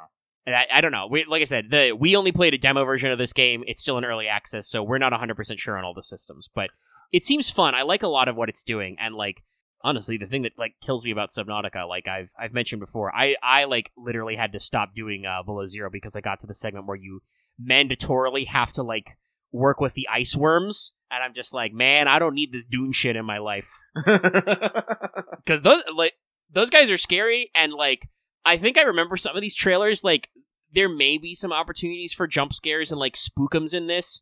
Certainly there's a lot of, it's post-apocalyptic. There's a lot of, like, dead research guys who are, like, mummified up there and stuff. But I would argue that Subnautica is, like, while a crafting survival game first, is also a water horror game second. Like, they have some very finely crafted and highly detailed first-person getting eaten by giant sea monster animations. Yeah, I just remember, anytime one of the big worms just grabs the fucking sea moth, and you're like, ah! Yeah, that guy literally has a special animation that forces you to turn around front to face him. Also, the Reaper Leviathans with their fucking horrible roars, which is an echolocation infrasound, by the way. The Ghost Leviathan's just infinitely outside the range. Yeah, you don't get sent back. You're just gonna fight fucking Ghost Leviathans until you die. I also, one thing that's crazy about, like, the Subnautica fandom is, like, these people are freaks for the sea horror. Like, there are so many mods that are like, revive the ancient Leviathan! That giant skeleton skull you can find in the Ghost River. That they're like, thankfully, these Leviathans will now have evolved to be smaller. Because its tooth is, like, as big as the Cyclops. And they were just like, yeah, fuck you, we're gonna make that guy real. And I'm just like, why? Why have you done this? I don't know, shout out to them for the enthusiasm for modeling their own assets, but like, nah, man, that's just crazy. Often in science, people if they can, rather if they should. But yeah, so like I said, this game seems, I don't want to say more chill, but it kind of almost, thinking about it, reminds me a little bit of like Dismantle in a way, where like, yeah, there's dangers, and there's probably going to be real threats, like there's going to be a reason you're going to need that crossbow, but like, also sometimes you're just kind of like, wandering through the post-apocalyptic world, man. Like, you do need fuel to keep your, like, engines fueled, but it's literally a recipe that revolves around using synthetic materials. You just boil plastics into oil, I guess. Yes, it's the lowest grade, but it'll get the job done. Like I said, synthetics is literally just flying around the air around you. Yeah, usually in the form of, like, little, like, aeroponics balls. Like, it looks like they're, like, little, like, planters or something that are spherical that are just fucking flying. Yep. I don't know if they were intended that way, but that's what they're doing. So there's just free space plastic there. And you can boil it into fuel, and yeah, like I said, it's not the best, but it's real cheap for you to fuel up.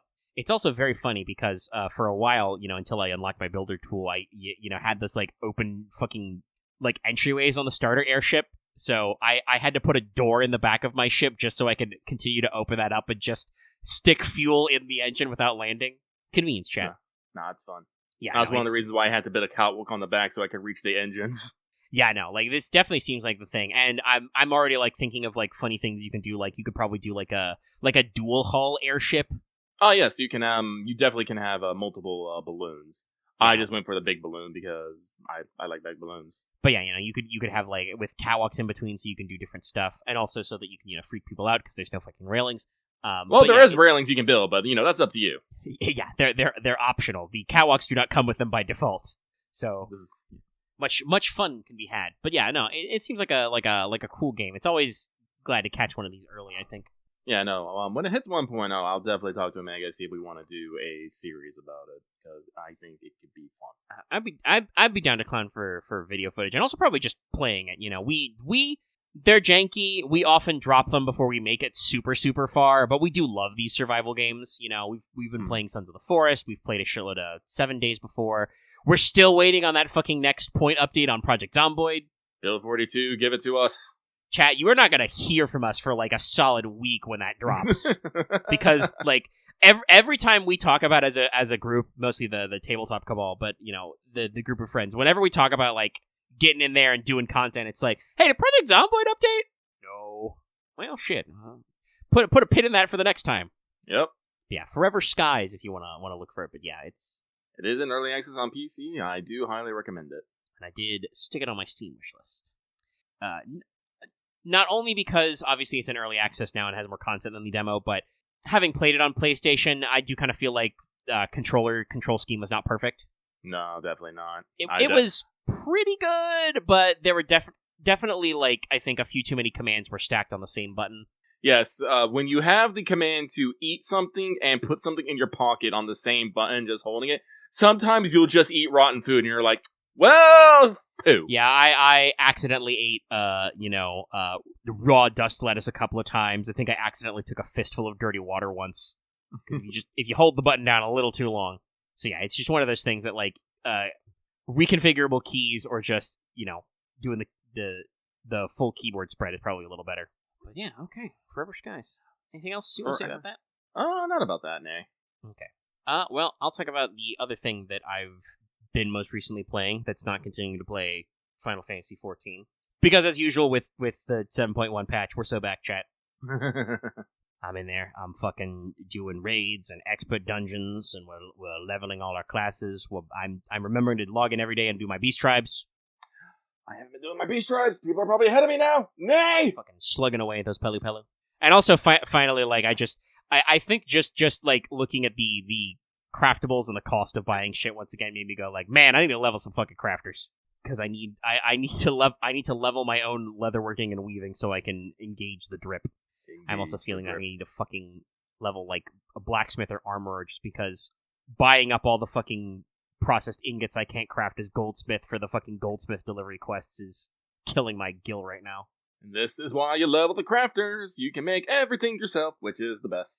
I mean, yeah, if you omnicraft, it's great, but it's a very funny thing about the fact that for delivery-type quests, like starting with the Crystarium deliveries and going up, goldsmith, armor, and blacksmith are all lumped together, and usually armor and blacksmith recipes are shared, not always with goldsmith. There are several types of ingots I cannot cross-craft, and it's very annoying. I do not know why they have quite set that up. It could be weirder, I guess, with, like, other jobs that overlap, but, man, gathering is super easy. It's either, here, mine this, chop this, or fish this shit. Real fun, by the way. I finished the Wachumeki Meki questline for Fisher entirely, which is pretty rad. I like the title. I think it's Of Countless Fish. Of Countless Fishes. Which I'm just like, alright, we gotta rep this one for a while. That is pretty good. Yeah. So yeah, lots of fun stuff. And we'll continue to come out with that, because we're gonna be getting in a few weeks. I don't remember what number they're actually calling it. Is it like 1.5? 1.2? It might be 1.15. I mean, 7.15. We're going to get a new custom delivery, and we're going to get more Hildebrand. Because last week's was the 1.11, which was Futures, Rewritten Ultimates. Yeah, and it was just Fru and just PvP updates. Which, by the way, actually, since we're on the subject of 14 real quick, has been cleared. The first team to clear the Ultimate was a non-streaming team, and unfortunately ratted themselves out by posting screenshots to Twitter, which revealed they were using Pixel Perfect mods, so they were disqualified. But one of the streaming teams, I do believe, did clear it on stream after only a few days, so I do believe it's one of the shortest Ultimate clears, so might be easier than some others, or maybe it's just people got a lot of practice. I heard some people say that a lot of the mechanics are mostly stuff that's in a bunch of different pre-existing savages, so it's not necessarily new mechanics, it's just a whole bunch of them. I think I saw somebody say somewhere that it's at least 5 phases long. Jesus. So, like, there's a lot of different modes, but it might be a little more approachable than some of the other ultis. But yeah. So yeah, I'm so far been pretty good about logging into 14 every day and getting at least a little bit of shit done. That's good. Because I want to be ready to when we, we had I think we had a light week for 14 because a lot of people were out for the holiday, but we'll want to get back in there for those treasure maps again. Yeah, I need to stock up. I've been horrible. I think I'm maxed out on maps right now, but I also want to do maps because, like I said, I've had to spend some gil on a few different things, and it's like, I mean, I still have like 2 million of it, but I had 3 million once upon a time. 3.5 actually, I think, was my next highest for a while. Listen, we got one weapon call from him. I was like, nay. Yeah, we were like, that shit can't stand. Oh, but also, that was, I don't know if it was because we were streamed it or just our luck was terrible. That was one of our worst sets of treasure dungeons I think we've ever done. It's true. Like, sometimes you have bad runs. Usually we have some bangers. Like, we've cleared some of the earlier treasure dungeons. Like, we've gotten all the way to layer 5 on, like, I think both the Shadowbringers one and I think the Endwalker one. Maybe, I don't remember. Yeah, I know we've definitely completed some. I just can't tell you which ones. We've gotten super far. So like, it's just we had a terrible run on stream there, and as you said, it only ended in one coffer. And we did double or nothing on that fucking winter item that I got, which is worth like 1 million a pop. Mm-hmm. This is also why I'm like, man, I really need a level weir so I can use all these pieces of cloth. Yes, no. I don't know if we talked about it, but the Glamour outfit system has, ignited a blaze for me to, complete some of these items that I have, so I can save more Glamour slots. Yeah, it's very important for reasons. But yeah, like I said, because it's funny that I actually I have a pretty decent spread of like DPSs leveled. I have most of my tanks pretty well leveled. Eventually, I will have all 4 tanks max level because I'm in like the early 60 range on Warrior, and I'm like, my Dark Knight was 90, so I've been using that to get that Pelu Pelu EXP. Pelu.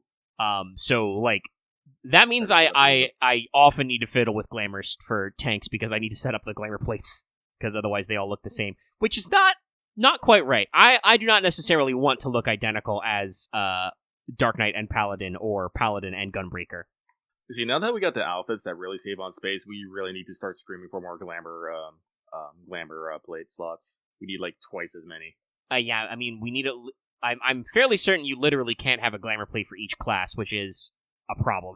It is. Especially because, like we said, you want seasonal ones. Like, you don't want to wear your summer outfit all year, but we've also got, like, comfy winter glamour items, but you don't want to wear that at the Moonfire Fair, do you? No, you'd look silly. People will post screenshots and point and laugh at you. Or they'll do other very funny things. Just check your local Limsa. Go to your Limsa Aetheryte, turn, actually it depends on where you come out exactly, but turn towards the direction, I think it's west is towards the market board. That's where your dominant catgirls and Limsa are, and obviously where in our own Ultras tank program is at all times. Yes. People are really getting a kick out of the new water emote. I have seen tank program being watered several times. Yes. That's good. Keep that boy hydrated. He's doing a very important job. Keeping Limsa firmly on the ground. But yeah, so you gotta keep an eye out for your screenshot. And yes, I have seen several people, mostly Dark Knights, hanging out there showing off the joke coffer weapon. Because the Dark Knight one is not a joke. Actually, it's very pretty. Some of the other ones do look cool. But I feel like the Dark Knight one is the one that looks like the coolest and least jokey. No, like if I ever get a coffer, that's probably the one I'm gonna pick. Like I don't play Dark Knight much, but I'll play to show off that weapon. Yeah, it's like that I think would just be my forever Dark Knight weapon glam. That, or I have seen a couple of Dark Knights running around with like an Odachi type glam, and I'm like, I mean, that's not perfect, but I could rock a two-handed samurai sword glam, basically. I got enough shift left over for that to work. But yeah, the other major game I've been playing, was Space Marine 2. I've completed the story of Space Marine 2. And I did say, I think a couple weeks ago when I first talked about playing it, that I would probably give some more in-depth review thoughts then. So if you haven't already played Space Marine 2, honestly, I'd hardly recommend it. Everybody take a drink. Sorry, hit my mic arm. But literally today, OSP posted a detailed diatribe about Space Marine 2. Oh, really? Yes. And actually, I think it had a pretty good thesis. So to catch everybody up on that, Red, the female host of OSP, she used to play Warhammer. Talking about playing it in high school, and she was an Eldar player, who are not represented at all in Space Marine 2. But the co-host, Blue, who usually does history. He didn't play Warhammer at all, but he said that he got in it because he saw a review where he saw the exquisitely Romanesque shields you can equip in multiplayer modes, and was like, okay, I'll give it a shot. And he just kind of vibed through it. And the thesis of the Detailed Diatribe video is talking about how Space Marine 2 is a really, really good onboarding to Warhammer as a franchise, which I heartily agree with. Yeah, no, that was my first take on it as well. And I know nothing about it is a sequel, but everything you need to know about the first game, except for like a couple of deep cut reveals, you will glean through context clues by playing the game. And also, even then, there's about because 40K is just built like this, there's about 100-year time skip between Space Marine 1 and 2. That's nothing in 40K. Don't worry about it. The prequel eras is the year 30,000, just to let you know how big the time scale is for this shit. And technically they still call it Warhammer 40K. I think the current one is either M41 or M42. So we're technically in the year 41,000 or 42,000. And that's the kind of shit that, like, you don't need to know to play Space Marine 2. But so there's a lot of stuff that happened to the main character off screen between games anyway, and it just does a really good job of showcasing you, like, okay, here's your intro. You get like you get a text crawl. You get some illustrative screens that talk about like what your mission is. Show you some spooky, scary xenomorph guys so you know what you're fighting against. Literally airdrop you into the like battlefield by throwing you out of your shuttle because you're attacked by flying horrible xenomorph creatures, and then you just go, and like the game doesn't feel the need to super explain anything. You just kind of comment about what you're doing. At one point, the main character does kind of like leave a like, hey, I might die doing this log. Here's what I was up to. If I didn't finish my job, here's how you finish it type thing, you know? But like otherwise, it's all just very diegetic and a couple of in-game tutorials, and you go, and then you finish the tutorial, you get one like cutscene zoom out with another NPC who is like, hello. Sorry, Chad, I'm imitating the chaplain. You have been proper nounified. We've done proper nouns to you. We've said buzzwords. Now go forth. You have to pick up your 2 mandatory NPCs to make a power trio. Which is pretty great, by the way. They do some references. One of the achievements / trophies in the game is if you get all of the optional dialogue with the chaplain, is called Why Is It Always You 3? Referencing the Harry Potter movies. But yeah, so like, they just like I said, they just throw you in there, and the thesis of the Detailed Diatribe is no lore, only vibes, basically. And I think Space Marine 2 is very good at that. Like, this is a game that is truly approachable to anybody. If you do know a little bit about 40K, you'll probably get more out of it. If you know a lot about 40K, you'll probably be like neutral to even maybe possibly a little disappointed, because they do some very subtle nods that like don't go anywhere yet. You know, they allude to even more factions and bigger stuff going on, but you don't need to super get into it. I have also mentioned that personally, like I said, I found the weapon selection a little limited, but they were trying to keep things, I think, simple and approachable. Like, they gave you a couple of funny haha guns, and some very fun melee weapons, but did not feel the need to go absolutely like super crazy, because they could have, and I think they're saving some of that for like free seasons and paid DLC as well for like the multiplayer modes, both PvE and PvP.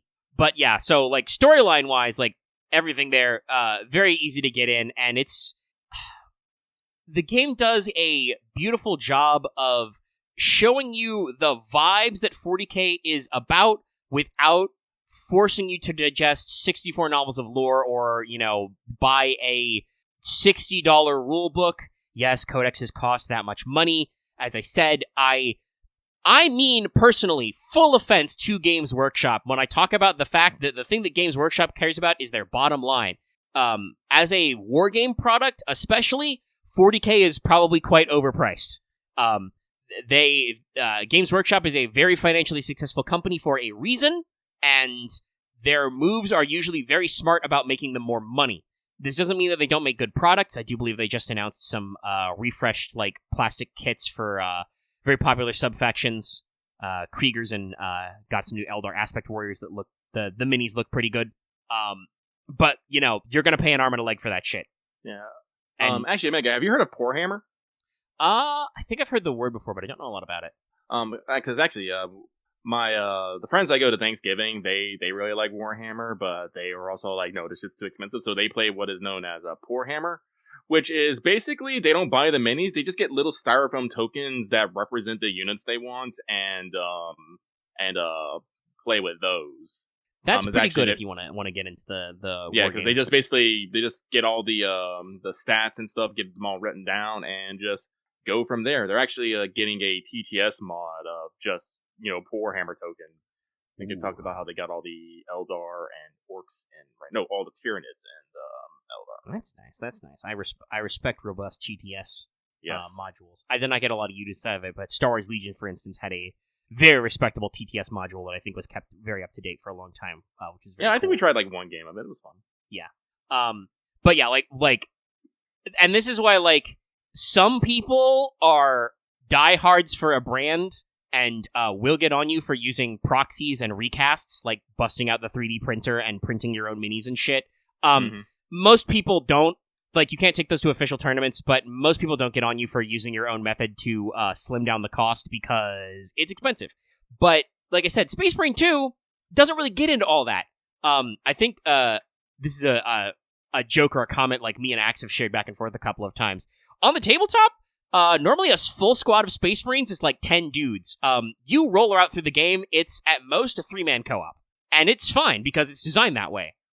But it is definitely, like I said, it is, if you don't know jack shit about Warhammer and are like interested very passively in consuming it, I would say give Space Marine 2 a try. I think it's the best like entry-level product since probably the original Dawn of War RTS. That was another game that had like a very super simple intro, a very basic plot that was just like, hello, we are the Blood Ravens of the Space Marines. We must get the thing. Defeat the orcs. That reminds me, I gotta double check on Rogue Trader. If that goes on sale, I might pick that up. Yeah, Rogue Trader is that's an Alcat RPG, so that's going to be a lot more in depth, but also going to be fun with it. And I've heard there are a lot of fun things you can do. I'm also going to have to look forward to picking that one up on because, like I said, it seems to be an homage to the old Fantasy Flight Rogue Trader RPG, tabletop RPG, which is the OG fun. Baby. Yeah, but yeah, like as an entry level. You can pick up Space Marine 2, play the tutorial level, if you like the gameplay, and you are okay with occasionally them saying, proper nouns at you, and hearing a lot of, brother, courage and honor, brother, for the Emperor protects. I'm just literally leading, like, fucking Dawn of War Space Marine lines. Anyway, like, so long as you can, like, tolerate a certain level of that, the game is great. Like, environments are beautifully designed. There are a couple different of them. You get to actually see a couple of different, like, space areas. You get to, like, walk around and chill on your battle barge, which is your flying space cathedral ship. It has elevators you can get into and go places. Ooh, is Rogue Trader on sale? How much? I didn't see it in my deep discount, but I'm pretty sure I'm going to wait a little bit because I had to order some groceries, and Amazon did get me with a couple of Black Friday deals. Oh, wait, shit, I gotta go see if my P3 has well, it's probably on my porch somewhere. I was supposed to. But yeah, they got a few things, but I'm pretty sure I'm gonna finally pick up Citizen Sleeper because that's on sale for like 40% off. But yes, good. Yeah, it's 40% off. It's $30. I don't think I can do that right now. Not a deep enough sale for right this second. Yeah. I've just bought some other stuff, and I do got a budget because. I have a slight complaint about Sony. They're doing good moves, but the PS Plus is gonna be a little bit of a fuckle shuckle this year. Their Black Friday deal was only on new customers or upgrades, and I don't want to commit to paying the full price for premium every year yet, because that can get quite pricey. So I'm gonna have to deal with just paying full price for Plus next week, which is like $130. So yeah, I mean it's super worth it, but also. So we gotta watch the budget a little bit. Otherwise, I would probably go for $30 for Rogue Trader. But like I said, I gotta sketch out some other stuff. And especially if they announce they're gonna do a price hike for 1.0 on Forever Skies, I will probably want to pick that up while it's still in early access too. I'm not sure they will, but that does often happen with EA. I do believe that on their store page they mentioned that they will increase the price after it is released. Yeah, so I will probably want to pick it up. Oh, yeah, that's a slight aside, but somebody brought this up in our Patreon chat. We got some more resolution on the Kadokawa story, which, by the way, is still that people are only saying about From Software. It's so weird. But Kadokawa apparently straight up said, oh, yeah, we approached Sony to buy us because we are in danger of being hostilely taken over by Tencent. Yes. And so that deal is probably going to go through. And again, it can be a little spooky to see Sony making those moves. I would much prefer Sony get a piece of that pie than Tencent. That could be very risky. Yeah, no. And actually, no. Funnily enough, it's Kadokawa who's aggressively negotiating because Sony originally only wanted to buy parts of Kadokawa, and Kadokawa was just like, no, buy all of us. All of it. We want to lock this in. And they're like, okay, I guess. Jesus. Oh. Yeah, like I said, if Kadokawa came to them first to, like, peel off a couple of things, I could definitely see Sony being like, well, we could acquire FromSoft. That would probably be pretty cool. You've got some other game developers that are like, no. We need you to buy everything. And they're like, okay, geez, all right. That's what your PlayStation Plus subscription is going towards. Not entirely, but you know what I mean. But yeah, so to rally back to Space Marine 2, like I said, great game. Gameplay is pretty basic third-person shooter. You can carry 2 guns normally. You have a one-hander gun, which, like I said, is the weapon selection is very slim, but the plasma pistol is fun. And you can carry a pretty decent variety of primary weapons. You can get anywhere from normal full auto bolter to bolter with underbarrel grenade launcher to single shot and, burst fire like marksman type weapons. You can get the Melta gun, which is basically your equivalent to a shotgun because Space Marines are 10 foot tall and so do not use normal human shotguns. The Space Marine is different from Halo, where in Halo, regular Marines are just expected to fucking deal with the fact that everything is using really huge calibers to kill fuck you aliens with plasma shields. We talked about this on the Halo streams. Please go check it out. You'll make me sad otherwise. But the Halo 1 Magnum is chambered in like a 50 caliber cartridge. The basic Halo assault rifle is 7.62 millimeter. The battle rifle from Halo 2 is like a 9.5 millimeter round. It's like a super huge battle rifle cartridge. The sniper rifle is canonically in like 14 millimeter rounds. It's based off like an actual South African gun. Yeah, no. So there's a reason why these are really big. I think the Halo shotgun is either like a 10 or an 8 gauge triple-aught buck Magnum or something. What the fuck? Like every Halo gun you think is like normal gun. You're like, no, this shit is huge. The SMG I think is in like 45 caliber caseless. Like worse. Everything is fucking stonks in Halo. Like I said, in Space Marine we don't do that. Guardsmen have it easy because they use las guns which don't have recoil. So there's no Space Marine sized shotgun. The Melta gun is a thermic weapon which just shoots heat at things at a short range in a big bubble. So it melts things. You can also get a plasma sized rifle, and they have some like power weapons. Like there's a bolter sniper rifle, and there's the Las Fusil, which is a charge up laser sniper rifle, which is pretty cool. So you got some fun stuff there. When you're using one-handed weapon, you always have quick access to your melee attack. That's always like a button press away no matter what you've got equipped, but it is easier to combo with your pistol. You can either use your Space Marine-sized combat knife, which, by the way, is the size of a Space Marine forearm, so it's a normal-sized sword to a human man. You can use your chain sword, which is exactly what it says on the tin. You can use the power sword, which is a Space Marine-sized long sword with a power field, which is a force field which disintegrates things it touches. I'm actually a big fan of the what they did with the power sword. It has a stance system, so you can switch between power stance and fast stance. Good for either beating up single elite enemies or killing hordes. God, there are a lot of hordes. And then your final melee weapon is the Thunder Hammer, which is a two-handed hammer with a power field. So you can slam it on the ground and cause lightning to shoot everywhere. That's the best. Yes, these are your selection of weapons, and you use them in combination with each other to deal with enemies. You are normally fighting hordes of lots of little Tyranids. Tyranids are an alien species that are basically I think it was somewhere in the 90s, but the Warhammer guys were mining for ideas, and somebody reminded them that Predator and Alien exist, and they were like, shit, let's do a whole tabletop race of those. So there are loads and loads of Terminids in this game that you can kill, big hordes of enemies you can smack around. It was like this in the first game, but it's got a lot of those like big horde, killer vibes, but then they mix it up with, like I said, elite enemies who can do a variety of things to you. Some of them burrow underground, some of them float, some of them are just big burly dudes who have, a few weapons of their own, and you mix this up. Also, once again, talking about showing you the scale, they do this really cool thing where often in the background, you will just see endless hordes of Terminids running places, like just full sprint going somewhere. And then when the actual like gameplay set piece starts, they do this trick where like usually the Terminids are like a level below you or they're behind a wall or something, and they will like do that form a ramp with their own bodies trick to like come at you in reasonable gameplay numbers, but still seem like there's fuck tons of them. They also like to jump out of vents and holes in the ground and other, bullshit. So like they do a really good job of presentation of making you actually feel like you are one lone man and his two buddies against like shitloads of guys. Because by the way, in the tabletop, Terminids are usually a swarm army, so they are like, you're supposed to have shitloads of these little guys.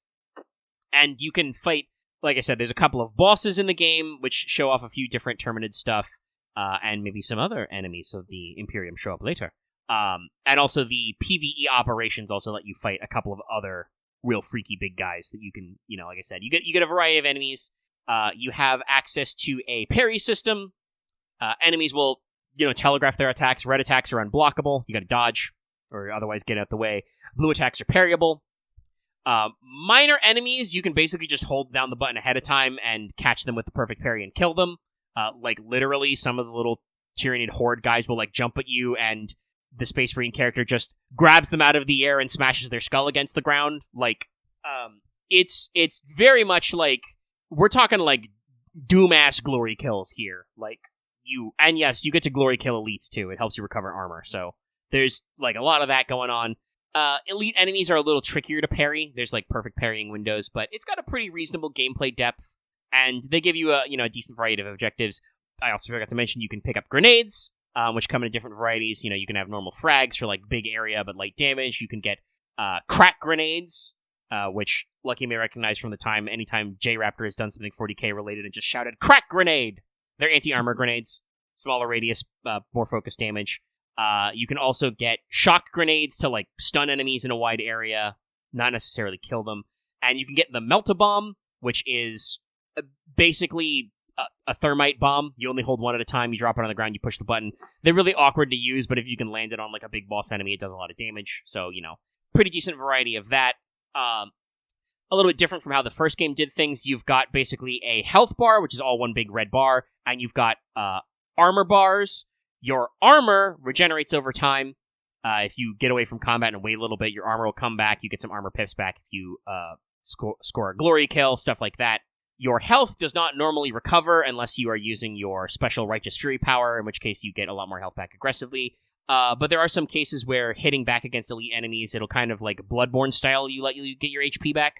So the game really rewards aggressive gameplay, makes you feel like you're constantly getting in the action, which is all, like I said, very good and very, very... the tactile feel of the gameplay is very good. Like I said, there's a couple of enemies that even playing on normal, I was kind of like, these guys are a little no fun, or just getting some of the parry timing is a little annoying, but you feel like you're involved a lot. You can also pick up various items. You can pick up a thing called a Guardian Relic, which lets you auto recover yourself from being downed.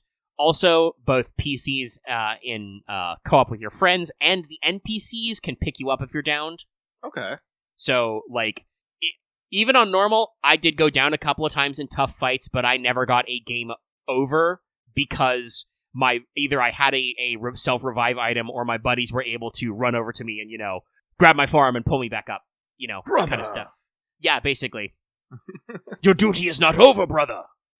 So it's fairly forgiving. You can also hold up to 2 of what they call Medicae stims, which are basically your health kits. You push a button, you heal all your health. Slurp. And they're fairly generous with those. There were several times where they were giving me more stim pickups than I could use. So, like I said, pretty well balanced. Ammo either comes in like little small drops, or at regular points you will find just big ammo crates you can just fully refill all your ammo at. So all the normal like horde shooter stuff you would expect. Like I said, there's a couple of boss fights. There's a couple of fun mechanics. And the thing the game is really good at is set pieces. Like I said, there's so many instances where like you'll see a shitload of Tyranids over the horizon you gotta fight. You'll like help out some of your little Imperial Guard buddies who will be like, thank you for saving us, Angels of the Emperor. Would you like to have us roll out in front of you with our big fuck-off tank and blow up some shit? And you're like, yes, Guardsman, do that. You know, you can also save their miserable lives because, I mean, the Guardsmen can do a couple of cool things. They can't actually free themselves from being, like, grabbed by enemies sometimes, but they will get owned en masse, too. But, like, there are sections where, you know, you'll get air support coming and, like, carpet bomb the guys. There's some really cool segments in the end game I don't want to talk about because I don't want to spoil them for people, but they have a lot of fun environments. They got a lot of cool stuff. And like I said, plot-wise, you don't actually need to know anything about 40K. Like I said, they give you an opening text crawl. The opening cutscene involves literal text scrolling on an in-universe computer screen explaining what's going on. You know, the Klendathu system is being invaded by Tyranids. There's a thing here called Project Aurora, which literally, the opening cutscene, this is not a spoiler, pulls up a little like image or data file related to it and then says, access denied. So you just know that the plot thing is here. Literally, they say, Aurora strategic value, absolute. And so you're like, okay, Aurora, it's important, got it. And then you're just out here killing bugs. And, you know, like I said, the plot unfolds from there. Characters are pretty normal.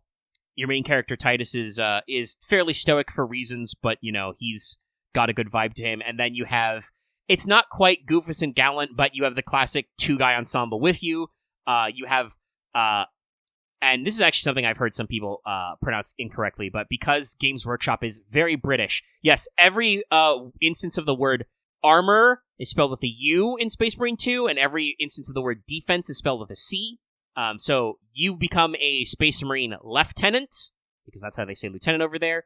You have your Sergeant, Gadriel, who was supposed to be on deck for the promotion to Lieutenant that you got. So there's a little bit of, like, mistrust there, and he often kind of, like, questions your methods because you won't talk about, like, what your deal is.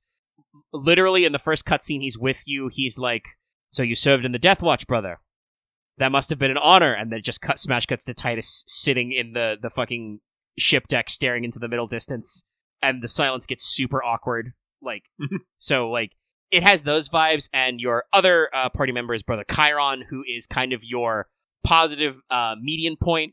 He has some issues as well, like he's like, there's a couple of times where he'll go off the reservation a little bit, but usually he is kind of your neutral influence because he is more chatty than Titus and Gadriel, but also he is not the type to question orders. You tell him to do something crazy and it's just like, all right, Lieutenant, I'll do it, brother. I've already got one robot hand. Yes, Chiron has a robot hand. I missed that for the first couple levels of playing. And then I was like, oh, neat. And I haven't played the PvE modes a lot. I haven't played PvP at all. I actually need to take a crack at those because they're doing, like, extra seasons and unlocks and stuff. But for the multiplayer stuff, they have a super robust customization system where you can level up your characters and get more tchotchkes to stick on your Space Marine armor. They also have a very robust Space Marine painter, but just like real life where they will sell you the fucking signature paints to paint your Space Marines in the right colors, you have to buy the fucking shaders with in-game currency.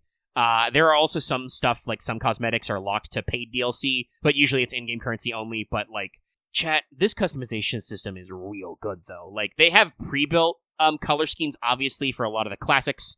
Obviously, you can be an Ultramarine, you can be, you know, Blood Ravens. Is like, I think, one of their first content updates. You can be the actual Blood Angels, the Dark Angels, the Imperial Fists, the Space Wolves. These are all real Space Marine factions. People are not ready for the amount of wolf jokes I can make if I ever talk about Space Wolves. And their wolf lords, with the Wolfen Cavalry, led by their wolf priests, waiting for the upcoming wolf time. These are all real words that Space Wolves use. But, like I said, very robust customization of your colors and all your different accessories. For PvP, you can actually, like, play against Chaos Space Marines, so you can get, like, the evil version of Space Marine customization. All that stuff's, like, very robust. So there is a longevity to the game. And I would second a couple of opinions I've heard, which is basically, if you're going to get the game, play the campaign mode by yourself on normal to start. If you can get some homies in, you know, maybe get a full squad of friends and kick it up to the higher difficulties. It does have crossplay, so if any of the homies did want to get in some play in the future, I'm down for that.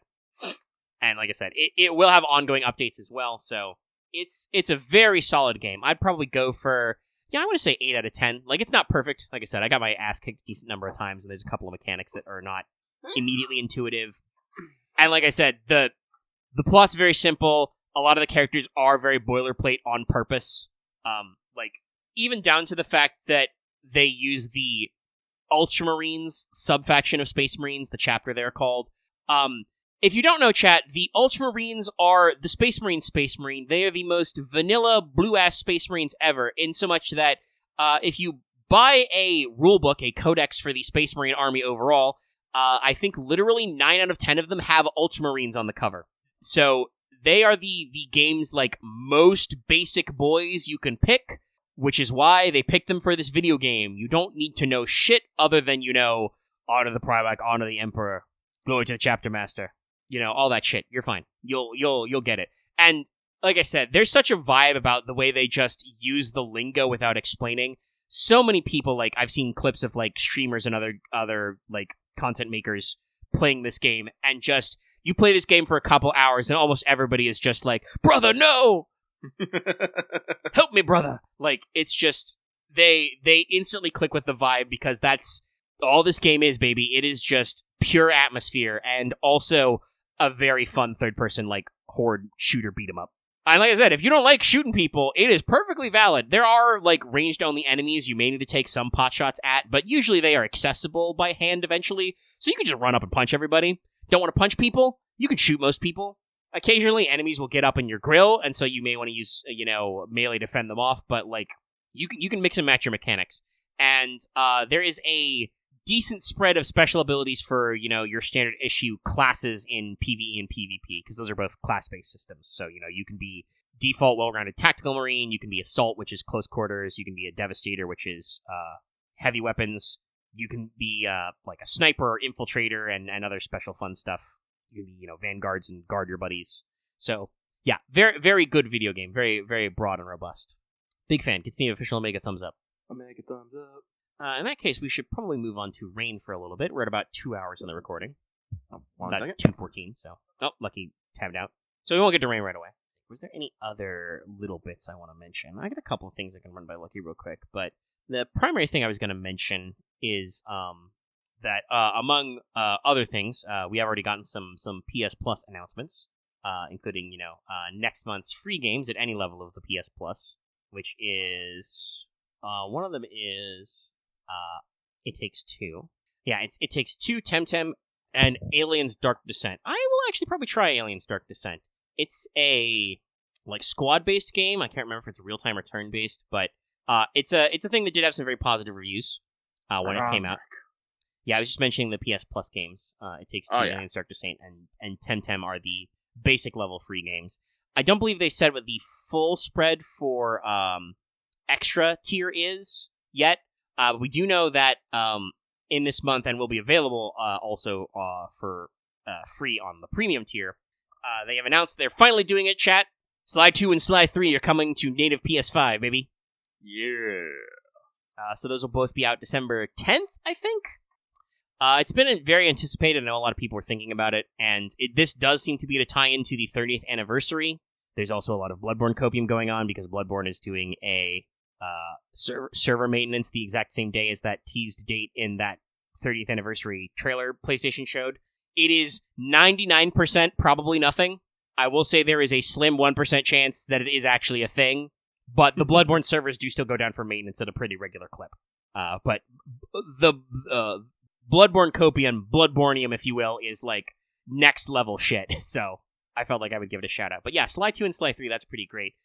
Makes me mad that my internet's still very unreliable with that bitrate, and no lines on trying to improve it at all. Especially because I had a week there where it was fine. Like there's a week where FP and Final Fantasy 14 streamed just fine. But we are not up to that right now, so we're still being a little goopy. So that's sad, because I do want to stream all of them. I don't know if we'll be putting them off or not. I will say that December 10th is the release date, so at the very least, let me check what day of the week that is. That's a Tuesday? Yeah, so at the very shortest you're probably going to get it is if we're going to keep going through Halo at a regular clip. We can probably beat Halo 1, because I think we were on, like, the start of, like, mission 5 out of 10. We're about at the halfway point. We can probably beat Halo CE next week, and so that would probably be in the middle of Halo 2. So it'll still probably be a little bit, But I will ask you, the chat, because I really can't guarantee that the quality of the stream will be any good, so I do want to stream them and show them off. And we have had no problems with the screen share so far with, like, Lucky, so he can... No. Again, I don't know why it's like that, but my upload speed and my bitrate gets scrunkled sometimes. Honestly, most times, but not all the time. It's weird. It bothers me. But, like, you guys let me know, people at home, how you feel about, like, would you want some maybe slightly scuffed streams of Sly 2, or do you want to wait a while on it? Because I am almost assuredly going to buy those games alone anyway, because I think Sly 1 was like $10, so I assume these will probably be priced similarly, and I fucking love those games, so I'll buy them and play them in my own time anyway. Like, there have been times in the past couple of months where I've literally been like, man, I wish I could play Sly 2 or Sly 3. Those are rad. I love those games. And they are significantly more, like, in-depth than Sly 1. Sly 1's actually very interesting. I remember when we streamed it, we talked about it, where, like, you had a couple of comments that, like, the dialogue can be very stilted and cheesy in points, and some of the level design is, like, super short and straightforward. So, like, Sly 2 and Sly 2 really revamps the gameplay. Sly 3 just kind of, like, maximizes that effect. But they do a lot with, like, giving you multiple player characters and also giving you, like, a single hub map for each chapter. So, like, you have a decently sized map you can wander around in that's not, like, segmented off by, like, keys. And then you just can get, like, free stuff on the map. And also go to mission starts. And like I said, Sly 3, they just get crazy with a whole bunch of extra characters and extra game modes. There is I want to say this. Sly 3, Honor Amongst Thieves, was Assassin's Creed Black Flag before it was Assassin's Creed Black Flag existed. Literally, there's a chapter where you do a fucking pirate level, and you get access to a ship, which you can sail around in a mini-map and engage in pirate sea battles. Why? Because we can. Yar, did you bring your number 2 pencil for the Scantron test? So, like I said, I love those games and am totally buying them anyway, but I want to know what the people's opinion is on streamifying them. Because otherwise, we can be blocked up with Halo for quite a while. Listen, I gotta find me a mimosa, man. I can't wait till we get to the bit for Halo 2. What'll that be? Will we defend the breakfast bar? Oh no, that's gonna be defend the buffet table. I'm pretty sure at some point between Halo 1 and 2 we have found the fucking mimosas. I would hope so. But yes, get ready for more adventures with Jim and John Spartan. Which will be even funnier when I've actually, because the Master Chief Collection started with the, like, PC port and slight remaster of Reach, a lot of people start with Reach. It is chronologically the first game. I didn't want to start with Reach because gameplay-wise, that gets a little weird. If you go from Reach to Combat Evolved, you, like, lose a lot of features. Yeah. Which can be, like, a little weird. But it's going to be very funny to go through all of the Halos and then get to Reach and then truly become, Jim and John Spartan, because we'll be your customizable character avatar, Noble 6. And you will actually probably clear some of the in-game challenges, because they have PvE ones and achievements to get points. So you'll probably unlock some customization unlocks. Oh, I love Reach. I know some people don't like Reach. Talking about the other game I've been doing. All I did was play Halo 1 with Lucky for like 3 hours, and halfway finished a couple of the PvE challenges, and I'm just like, man, I love Halo. So I have been playing Reach Firefight by myself in my free time to beat challenges to get more season EXP and cosmetic unlocked. I'm going to be so pimped out when we get to Reach. Because you can enable some player customizations to be shown in the earlier Halo games, but I think the only thing they show usually is like weapon and vehicle skins, which are like real late in they had to come up with ongoing, like, seasonal content drops for Halo games that did not have them, so they get a little wacky. It'll be very funny when we get to, like, Halo 3, where, like, I've mentioned before, the co-op characters, that does up to 4-man co-op, and each co-op player is a different guaranteed player character. We'll discuss that later, though. But yeah, so, like I said, we're about 2:20 in, so let us actually take some time, because we're not hella overtime, and it's not super late yet. And we can talk about Rain a little bit. Woo! I will say probably the first thing to mention is, if you were wondering, because Rain 23 did go public, and did get a comment relatively quickly when I actually got around to posting it, that the audio was not configurified correctly. So that did have to do a re-upload. I exported it with no extra video footage and re-uploaded it. And because I am shameless and I do have to pay full price for PlayStation Plus this year, as a little incentive, I did re-upload the video version that Lucky recorded with the borked audio to Patreon. I put it at our $5 level, which is our usual one for video extras and early releases. So if you want to see it and get the full visual experience, you can support us on Patreon and find that as kind of a little lost episode recording. I will get on this weekend. I will get on remastering 24, because 24 was also going to be borked, because literally we were in the middle of recording it when we got that comment, and I said something about it, and Lucky checked his audio, and it had reset. Yeah, no, the Discord audio had reset to default, so it wasn't picking up any of the Discord audio, which is the problem, and I did not realize it. It was too late! It's okay. I also I immediately got back and reset the counter and did my own audio goof. I had my I don't know why, but I had my Elgato muted on the 14 stream this week until like I think around the time we did M3. So like 2/3 of the stream. I did catch it, but for a while it's gonna be just us talking in silence, which is not ideal, but it is what it is. So yeah, I gotta remaster 24 as well. Like I said, I'll get on that this weekend. Hopefully get that to you pretty lickety split. But we have actually had a pretty good couple of Rain episodes. It's always funny because, like, Rain is a game, and I do not know if it is designed to work this way, but I feel like our Rain sessions are either, like... We do actually have had several sessions where we chew through a couple of days, or the first couple of sessions back from the time skip after the prologue, like, you guys chewed through multiple days of setup time. Like, you guys got a lot done. I don't really regret, because I think it thematically made sense and it was really important, because Leslek would have had to go to the capital anyway to be recognized as Marquis. But I kind of regret immediately tying that to the Festival of the Rising Dragon again, because that did slow down our timeline a lot. But it was, I think, thematically important to do it and get a lot of that stuff out of everybody's systems. But like I said, there are sessions where Rain will go along at like a laser clip, and then there are other sessions, usually when we get deep into the role-playing and have team meetings, that basically the almost entire session is effectively in real time, because it's just a conversation. And that's kind of how 24 went. A lot of therapy. Yeah. 23 had a couple of like rapid-fire set pieces that were very important. I believe that one started with Wargman getting to Wargman. Mm-hmm. Actually, no, the episode title Wargman probably had a lot of that. That was the follow-up to Wargmanning, I think, was 23.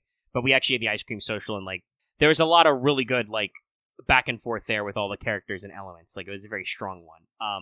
24, like you said, is mostly what we call an extended therapy session, because it's always how it just comes out of nowhere. So, I'll slight spoiler, you'll listen to the episode, but basically, it starts with, I think it's dinner after the Ice Cream Social level. So it's dinner that night, and there's a couple of conversations, and some of the characters go out of their way, or the players go out of the way to portray their characters being, a little extra snarky, a little extra spicy. We got some passive-aggressive out there, and I did actually have, like, a couple of NPCs comment on it, and it kind of turned into, at one point, I think, ultimately, like, at some point, I do think Axe is the one who started it by just saying, like, can we not talk about this at dinner? And then that got some comments going, and like a couple, like half the player characters and a couple of NPCs backed them up of like, hey, okay, clearly we were planning on having a team meeting at some point, clearly we need to have the team meeting after dinner now. And then a decent chunk of the session is just taken up by like all the player characters sit down in a room with like most of our major like adult NPCs and just talk back and forth, and like we get a lot of stuff out in the open to talk about and like wrap our heads around some stuff, which is very good, because I think it will lead to the plot advancing better. And also, like, genuinely, I think it was the thing you said in the text, which is no longer recorded, sadly, but you mentioned how I had been talking about wanting to get a couple of NPCs to, like, get some FaceTime with the various characters and kind of, like, challenge their worldviews a little bit. Mm-hmm. And I definitely did get to do that. Like, I actually got to bust out some different reasonable authority figures. Yeah. And it was pretty good. And I know you had fun, Lucky, because you mostly got to sit back and be snarky, and, again, you said this a couple times in the text chat that's not preserved, but we're just like, wipes brow that nobody called out Enos on his bullshit. See, I was aggressive. Yes, you were. you were not passive aggressive, you were just aggressive. You, in character, locked into like, okay, we're doing this? Alright, okay. So, pulls out notepad, I have some complaints, Like, mostly it was Nicola and Logesh being more passive aggressive of like, I got some stuff to say, but I don't know if I want to say it right now. And then it like just being like, no, get it all out there. I am quite fond of when everyone got into like, what was it, the parlor? I believe it was. And everyone's just kind of standing, not looking at her. And it's just points at a character and it's like, all right, you start. Yeah, it was kind of awkward. I think I even had an NPC being like, "Oh, we're definitely sending for some tea," like, because it's one of those moments where, and we did talk about this a decent amount, because like I think the only character who did get out unscathed effectively was Enos, just because like nobody did feel the need to rattle back on him, and I'm thinking in it now. I think I understand why. I think it's because for Enos, you had a major like character arc climax with the ice cream social. Like, that was an event that you were talking about planning and getting in order basically the whole time you were in the capital, and also you had your music chest to go with it, Mm-hmm, mm-hmm. So, like, that was a whole big scene that you were building up to, so, like, I think it makes sense that all the player characters are like, oh, well, if Enos has been weird this past week, it's because he's been, feverishly working on this fucking masterpiece, Mm-hmm. This item that's worth, like, treasure 3 or something. Could fund a small country. Yep, well, 10, baby. So, yeah, but there was even some moments, and like I said, some of it felt like it was half of it was out of character stuff, but some of it was in character. I think we did have some good like conversation moments, especially with Leslock at the end too, where it was like Leslock's been aware of a decent amount of stuff going on, just because he is the Marquis and we do occasionally dip on stuff, but he has not really been a hands-on manager yet. And even Axe said this in text along with it too. Like I said, these thoughts are unfortunately lost to the viewers, so I'll recap them. But some of it is a little bit of just like, we have limited screen time, so like Axe is doing, I think, the correct thing as a player and not wanting to like develop main character syndrome and like force himself into everybody else's subplots, which I think is the correct read. But it was causing some role-playing confusion, as he is still now officially the Marquis, the head of the family, and so, like, some of the characters were in character like, actually, boss, I think you should be a little more directly involved in some of this shit going on, because we're dealing with a lot of things. We should tangle that out and delegate. You say that, but Axe will, if he thinks he's missing out on something, try to get into a scene. It's true.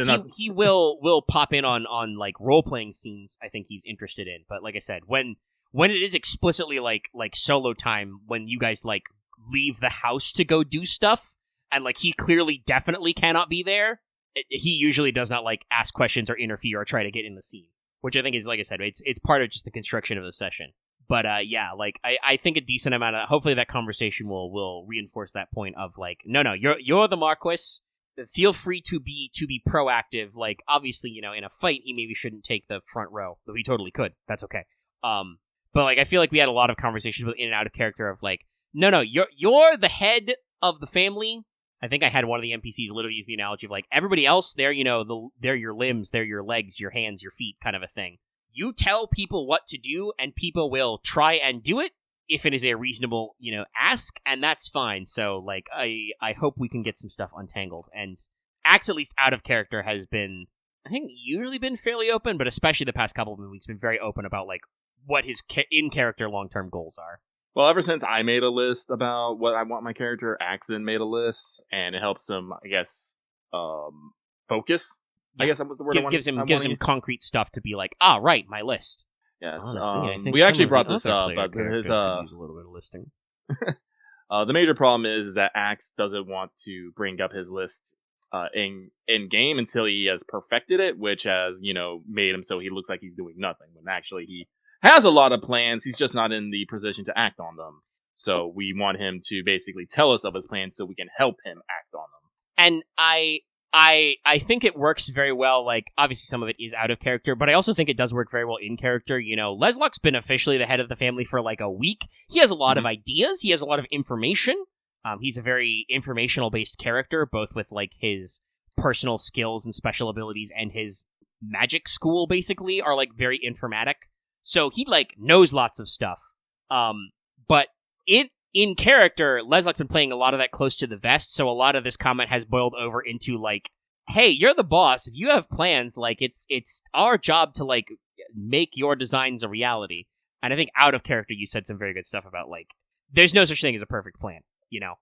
Which I agree with. No, as a GM, no plan survives contact with the player characters. Player characters, no plan survives contact with the enemy.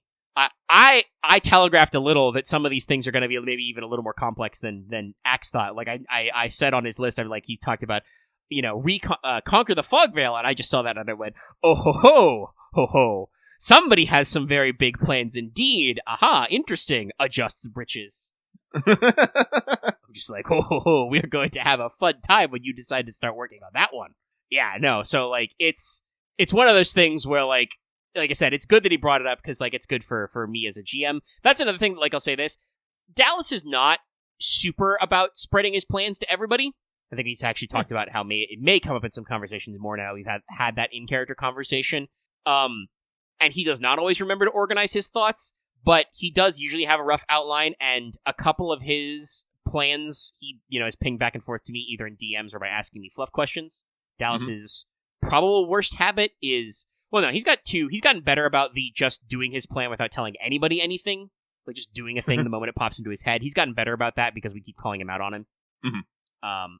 And the other thing that I think is that Dallas will still jump in when he first gets a thought, but usually it's about like a role-playing or fluff question. He will immediately be like, oh, I'll make a question, and sometimes I answer right away, and other times I have to be holding a thought.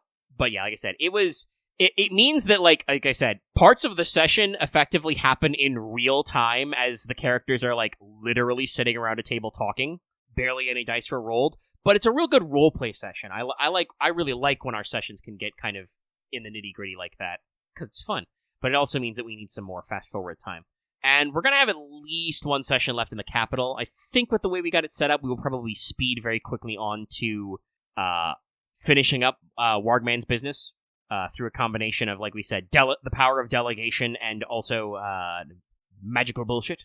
Magical bullshit. But that's, like, honestly, that's okay. Like, I know that, like, this has been an in-character thing about the two brothers, like, how involved they should be in their subplots. But I think we're reaching ahead of, like, nah, let's get to the juicy subplot. And who knows, maybe you guys will go beat up Todoros the Alchemist. I don't know. Technically, you don't even have to do that part, but you could. It'd be funny. But yeah, so like I said, it was a real good one. And then you did get your follow-up to the thing we talked about in 23 of you did actually get your one-on-one scene. Or mostly one-on-one with Moira. Yeah, it was just more giving her backstory, really. Yeah. I don't know if anybody could tell, but people listening will probably be able to tell. I have been thinking extensively about how Moira would phrase her own backstory for several weeks now. I think I've probably known her rough backstory since basically she actually showed up on screen, because obviously I was planning on her showing up on screen for a little bit before she actually did. But it flowed pretty well to just get out there, and I think Enos did a good job of just kind of like sitting and listening and being like, yeah. And like I said, hopefully it illustrates Moira's character pretty well. Moira, I think, is not necessarily a inherently bad person.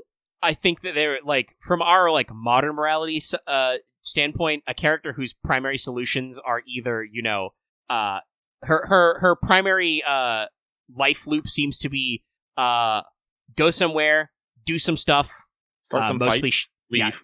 Mostly show up and talk about how good she is at making swords and hitting people with swords, get into a fight with somebody, have to leave.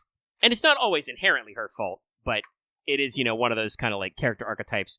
Like, some people might actually be like, man, this girl is, you know, like, she's all out there in there fighting. But it's one of those things where, like, she did talk about her story, and I can say this on this show. She is just a blacksmith's granddaughter. Like, she was, you know, common born and has a couple of talents. It's not like she has had an access to the wealth of education and housing and other stuff that, you know, our player characters have, for instance. While some of you have very, very sad backstories, I think it's fair to say that everybody in the party is fairly well privileged. Yeah. Like, even Enos, with his odd feelings about being in the world of men, has at times had a pretty cushy lifestyle. I mean, he's well fucking 5. Yeah. He is not destitute by any means. No, you've always been fairly well off, and like we said, we've actually like gone back and forth. Like your character's status has like gone down and gone back up. As you know, you move through like your character arcs. That was something I don't think I talk about this enough, but something I really liked is I think everybody readjusted their characters in addition to spending the extra EXP. I think everybody readjusted their character stats and advantages after the time skip to fit their characterization, which is I didn't out loud or even I think explicitly think to myself that's what I wanted to happen, but I'm glad it happened because that is kind of what I wanted to happen. Like I think Nicola as like a younger teenager had like soothing presence, and he does not have that as an adult. You know, stuff like that. I know for a fact that like Enos went through some revamps of some of your character stuff and that there. Yeah, I mean I think the thing I want to establish is that like Moira's priorities are pretty straightforward. They're pretty simple. There's got some baggage involved in there, but baggage. She's very good at a small number of things. If you want her to handle, like you can trust her, I should say, to handle things that fall within these gaps. If you know she's standing around minding her own business and like more knife wielding ninjas jump into your front lawn, you can trust Moira to be on top of that. And actually, I think I've talked about her kind of expanding her thing. Something that's been going around since some people have been getting beat up lately is like, you want to make sure people have, shields and armor. Moira's got Expert Blacksmith 5. She'll take it upon herself to sort that out if you guys don't remember to. Clearly, I need to get Master of the Trade and just put it on her ring and be like, Moira, make me some master shit. Oh, she probably could. She's, I think, 3 levels into the Riddle of Steel. So not quite Masterworks, but she can build higher quality items with higher quality materials. Literally what she was bitching about when Enos talked to her, where she's like, God, I wish I had some fucking Norlon iron right now. And she can do the mass production ones. And I forget what the third tier turned out to be exactly. But eventually I'll probably have her buy up to, as she reawakens all her old skills, she probably will go all the way up to actually getting the Damascene trait. What does Damascene do again? Let's see. The full effect is it's like the special secret technique of forging Tine Steel. They add Demon Fire to the forging, which is I mentioned is something that's on paper so crazy not even the Iron Demons typically do it. They're like, you want to put gunpowder in steel? Huh? But lets you get some very high temperature stuff. Did I copy over martial techniques? I think I thought you did. Let me load this document. This is another thing. Our organization, I think, got a little cleaner because Google finally added document tabs. So you can effectively have multiple documents in one document. Yes, this is something I've been wanting for a while. Yeah, and they have done it, and I have actually managed, I think, to organize most of the player-facing materials into a single doc. Yeah, a single doc with tabs so you can switch back and forth. And it remembers your headers differently. Yeah, so it will take some getting used to because you have to click on the tab to open up the outline, but... Yeah. I mean, it's all one load, though, which is pretty good. Yeah. Yes, let's see. Damascene, any item you make is difficulty 5, but it's worth in wealth is increased by 50%. Weapons do +1 killing damage and ignore all AR generated by armor that isn't metal. Oh, geez, okay. They're very sharp and very strong. And armor made with the Damascene technique has 1 point of it is never ignored by sorcery or martial techniques. Wow. So you get basically minimum hardened armor. You'll always get 1 armor left over. And if you make a set of full chain or full plate, it's treated as medium. Oh. But it does say that this only works if you actually set out on the project to make it all as one piece. If you make all the little bits and bobs, it doesn't work that way. So a way to make heavy armor lighter and stronger, but it's tough. Like I said, it's a difficulty 5 technique. I'm gonna have to ask Moira to put that technique in a fucking ring or something. Well, when she gets to that level, she can probably do it. Or Comrade might get there too. I think he bought the first level right away. Yeah, that's true. I was planning on getting the Iron Demon level 5 lets you make Masterworks and putting that on a ring that I can quote unquote lend out. Because I did finally pick up Teach the Soul. And I also have a Gemcraft Soul, so I can make some pretty scary rings. Yeah, we can get a lot of fun stuff. And that, I think, is going to be helpful for our problem of Moira's remedial lessons number 1, stop getting hit. Yeah, actually, there's a question I had about that. So, we were talking about, metal aspect of things. I'm probably going to use Fire Quartz for that.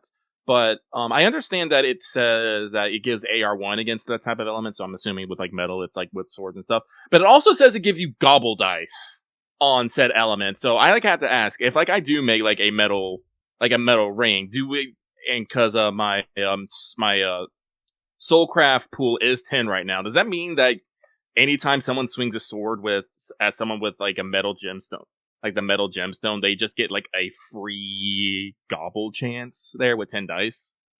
No, not for just attacks. I say it's supposed to be for like environmental effects. I'm not actually sure what metal would be in that case. Yeah, Could be good for like certain ambient things, but it's not supposed to be because it is only intensity 3, even if it does take you a lot of work to get to. Let me go check out real quick here. Gemstone soul. Yeah, damage source. It says it is while wearing that piece of jewelry, you get pool when the item is changed to generate gobble dust against. It does say any harmful effects. I may need to rewrite that a little. Yeah, that's why I can understand like the AR for metal, but I was looking at like the gobble dust. I'm like, that sounds a little weird. So I did want to bring that up because I'll write any. Oh, I did the grammar wrong. I typed environmental too early. I will rewrite that to say any harmful environmental effect. So, okay, air is probably good. I think air or earth could work for falling damage. Okay. Water would be good for like swimming or drowning. I already gave an example. Wood is to defeat poison generated by like herbs and substances. Like, I'm not sure. Basically, Again, like almost like is. indirect attacks. Yeah, that's probably a good way to put it. There probably are like environmental hazards of like somebody tries to push a metal crate on top of you or something that you can be like, gemstone, I'll roll 10 fucking dice. No, you don't. Like the idea is the gemstone soul is passively, if people are like throwing fireballs or hitting you with wooden clubs or hitting you with swords, you get 1 AR that basically is never going to be negated because it's magical. And then the other sources are like just, hey, something weird in the environment is happening that I would never think to have a special defense against. I have a special defense against that. Yeah, that makes sense. And I think I even pointed out that, like, do not ask me what environmental damage for shit like Astral and Umbral is. Honestly, I'd probably like associate that with Umbral. I would say specifically like Soulcraft effects. Honestly, I mean, yeah, actually, that's probably what it would primarily be. Is very specific sorceries might line up with Aether, Astral, and Umbral. Yeah. Also, the third level of Riddle of Steel is Steel must be unbreakable, so any piece of armor that Moira makes, or anybody at that level, ignores all difficulty on rolls to repair, and difficulty of spells, techniques, or disciplines to damage or break it increase their difficulty by 3. Ooh, spicy. So it's tougher to break them because they're strong. And yes, the houses document has now just become our generic Noblesse Oblige tabs. I have even gone so far, because this is the thing I've had in my mind for a while, to copy and recontextualize the mass combat rules recently. Oh, really? Yeah, because that's something I wanted to get into. So now it's a tab in the houses document. Basically, copied some of the basics of like how it works. It is supposed to be a hex map, which I'm looking forward to whipping up a few of sometime. Talks about some mechanics. It's got kind of some simplified actions. You can declare like 4 strategies: deploy, seize, hold, retreat, stuff like that. Okay. You can do some very funny stuff where it actually has a system of command lag. So how much command lag you have is based on how big your armies are, and so it goes up to command lag 3 if you're using like largest size of hexes and units of soldiers. That means that your orders aren't executed until 3 turns later. Oh, wild! Yeah. So that's rad. Yeah, also depending on your battle, like you may actually like have guys be completely out of place and have to think a few moves ahead. There's some ways to get around it. Like literally there's a rule which is called command interference, which is not the ability for enemies to interfere with you command, it's your ability for player characters to interfere with commands, basically. If a character with stats like not an unworthy is in a military unit and they want to break from their general's orders, they can roll tactics or strategy depending on how big the unit is to redirect them to do a different action. So, like, if you're in the middle of the fight and you realize, oh shit, all of us have been ordered to hold this turn. We literally aren't allowed to make a movement action, but there's something going on that we really need to move our asses over there. You can be like, hey, everybody, something going on over there? We need to move? And you can intermix command skills with this as well. So, like, they even say, like, as an example, you could roll Inspire or Intimidate, like, a turn ahead of time to get everybody's attention to you and set up, and then correct later, or just do it as a multiple action. Then there's like some rough rules for like terrain stuff and some special terrain rules. There's some special unit tags. I added some new tags for a few effects. I figured out because the rules were kind of made with humans in mind about how units full of kindred work. Oh, okay. Iron Demons all get Terrify for free, which means they cause morale attacks automatically, because you're unnerving. And you get +1 height on 1 defense set you use per round. So not a free die, but you can increase one of your defense sets a little bit, because they're tough. Harpoya are flyers. Merfolk are amphibious. Shit like that. Mountain Kin count as... They don't get the range attacks, but they can destroy fortifications like siege units. Lizardmen are armored, and they can move in rivers and swamps. Desert Kith are fast. Forest Fae can move into forests in free movement, and they get the Skirmish special ability. Normally, you can't move if your hex, or the hex you would move into, is threatened, has an enemy on it. So they can do that for free. But enemies who are attacking them with iron weapons do +1 damage, and if they're attacking a unit with iron armor, like units with iron armor, they get that guy gets +1 height on their gobble dice, because they hate iron. Oof. And then I've got a few examples of, example units with special rules. Like, for instance, Logi Landsnecht are, carrying arquebuses and are wearing heavy plate armor, so they're armored and have ranged attacks, but also can attack in close combat, because there's rules for, armored, cavalry, stuff like that. I have a section I haven't written yet, but I need to, write special rules about how to handle sorcery, because that's a thing that in the core rules is not really overlapped, because sorcery is technically optional. Obviously, some spells you're just going to go, okay, so we're playing a mass combat where we have units who are in hexes that are only, 30 feet across. Well, I have a spell that sets everybody within 50 feet of me on fire. Therefore, you can blow up hexes in mass combat. Good job. That definitely means I'm going to have to get terrified then. But probably what I will do is I will make special rules for basically, if you have an actual unit, if you can, get together a unit of soldiers that is nothing but sorcerers or is a majority sorcerers, keeping in mind that these units go up from, the highest end is, you're fielding units of, 100 or 50 troops strong, which is a lot of fucking sorcerers. So, you're gonna have to be careful how you scale that. You'll basically get, special tactics you can employ, maybe if you order all your units to do, deploy, to move, if you have a unit full of, 25 or 30 Wind Witches, they can all gain Flyer for a turn when they move, basically. Okay. And, if Enchanters are, doing a hold, they can probably, do Soul of the Place stuff to make the tile they're on defensive, even if it's not defensive, maybe count as a fortification for, a round. This is another thing I really like, by the way. There's a table for all this stuff in unit statistics. How big your hexes and amount of soldiers are in a unit, the longer your rounds are. Oh. So, if you're doing units of, you're doing a mass combat where you're breaking up into, each one unit is 2 soldiers each, because you roll a number of dice based on how many units you command, period, to a maximum of 15. Oh. So it's all flat based on, how many units of troops you have, so you can break it up. The main thing is it just has to be symmetrical, so if you go for, we're going to give ourselves more units by making them smaller, that means your enemy's forces are counted in more units that are smaller also. So there are advantages to being, as big as you can. But, it starts at, 5 minutes, and if you're doing the largest size, like I said, 100 soldiers per unit, where the hex sizes are 200 feet, that means 1 round is 1 hour of real time. Wow. So, there's that sliding scale of time that I really like that spreads out. So, it makes sense that you can be all right, Enchanters, fortify this position, Alchemists, have you throw firebombs. Has Blacklist talking about naval combat? Does this rule take in naval combat at all?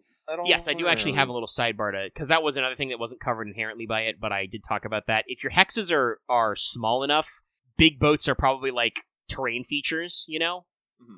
And I said to treat them like fortifications. So if you hit a boat with a siege engine, you're probably going to break the hull and the boat will sink. It is bad. Don't do that. No. But if you get big enough, you're basically talking about a naval ship as a single hex, which, has movement and ships and stuff. So and if they're armed with, cannons, bombards, ballista, they count as siege weapons, but they can only move on water tiles. So, you can't sail a galleon, all the way upriver. But if you're on a naval, doing a coastal defense, you can work out enemies sending, movement there. I actually don't know how fast years will start passing. Yeah, even Aaron's don't know about years, but it should definitely be some company actions are going to take a month at a time. So that should go by pretty fast. I don't actually know if the game will necessarily go to like year snapshotting. I'm thinking, based on the direction the plot is going, it probably will take place over a couple of years overall, but we'll see exactly how. Yeah. Because some of you do have some very long-term projects. But yeah, so like I said, there's some very...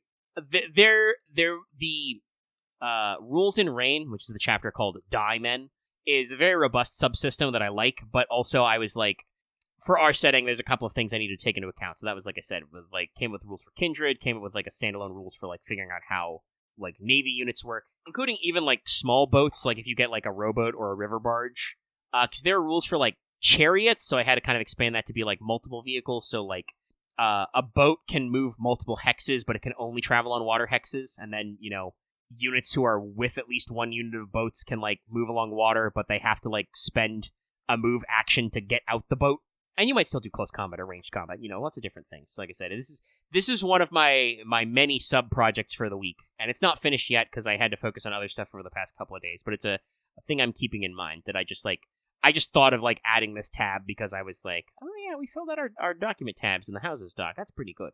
But yes, I definitely think, like I said, once we get out of our current arc and like get to the next step of like doing a relatively brief but doing a short tour of Crown and then sailing back home, and then you guys start planning for, I'm gonna guess probably start knocking out figuring out whatever your goals for the rest of spring are. I think it's actually gonna be, I'll probably bring this up in character, but I think it's gonna be a lot of prep for summer court. We're gonna have to do inspections of the land, do maintenance on the buildings, make sure we have enough supplies and luxuries. We got to make sure that we get the funds out for getting, because like I said, we bought 1+1. We got a loan for +1 wealth, and we worked out a deal with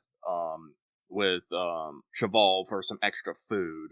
But we still probably got to go check on the community land, make sure everything's going well there. The Marquis probably should go right out and see some of his people now that he is the official Marquess.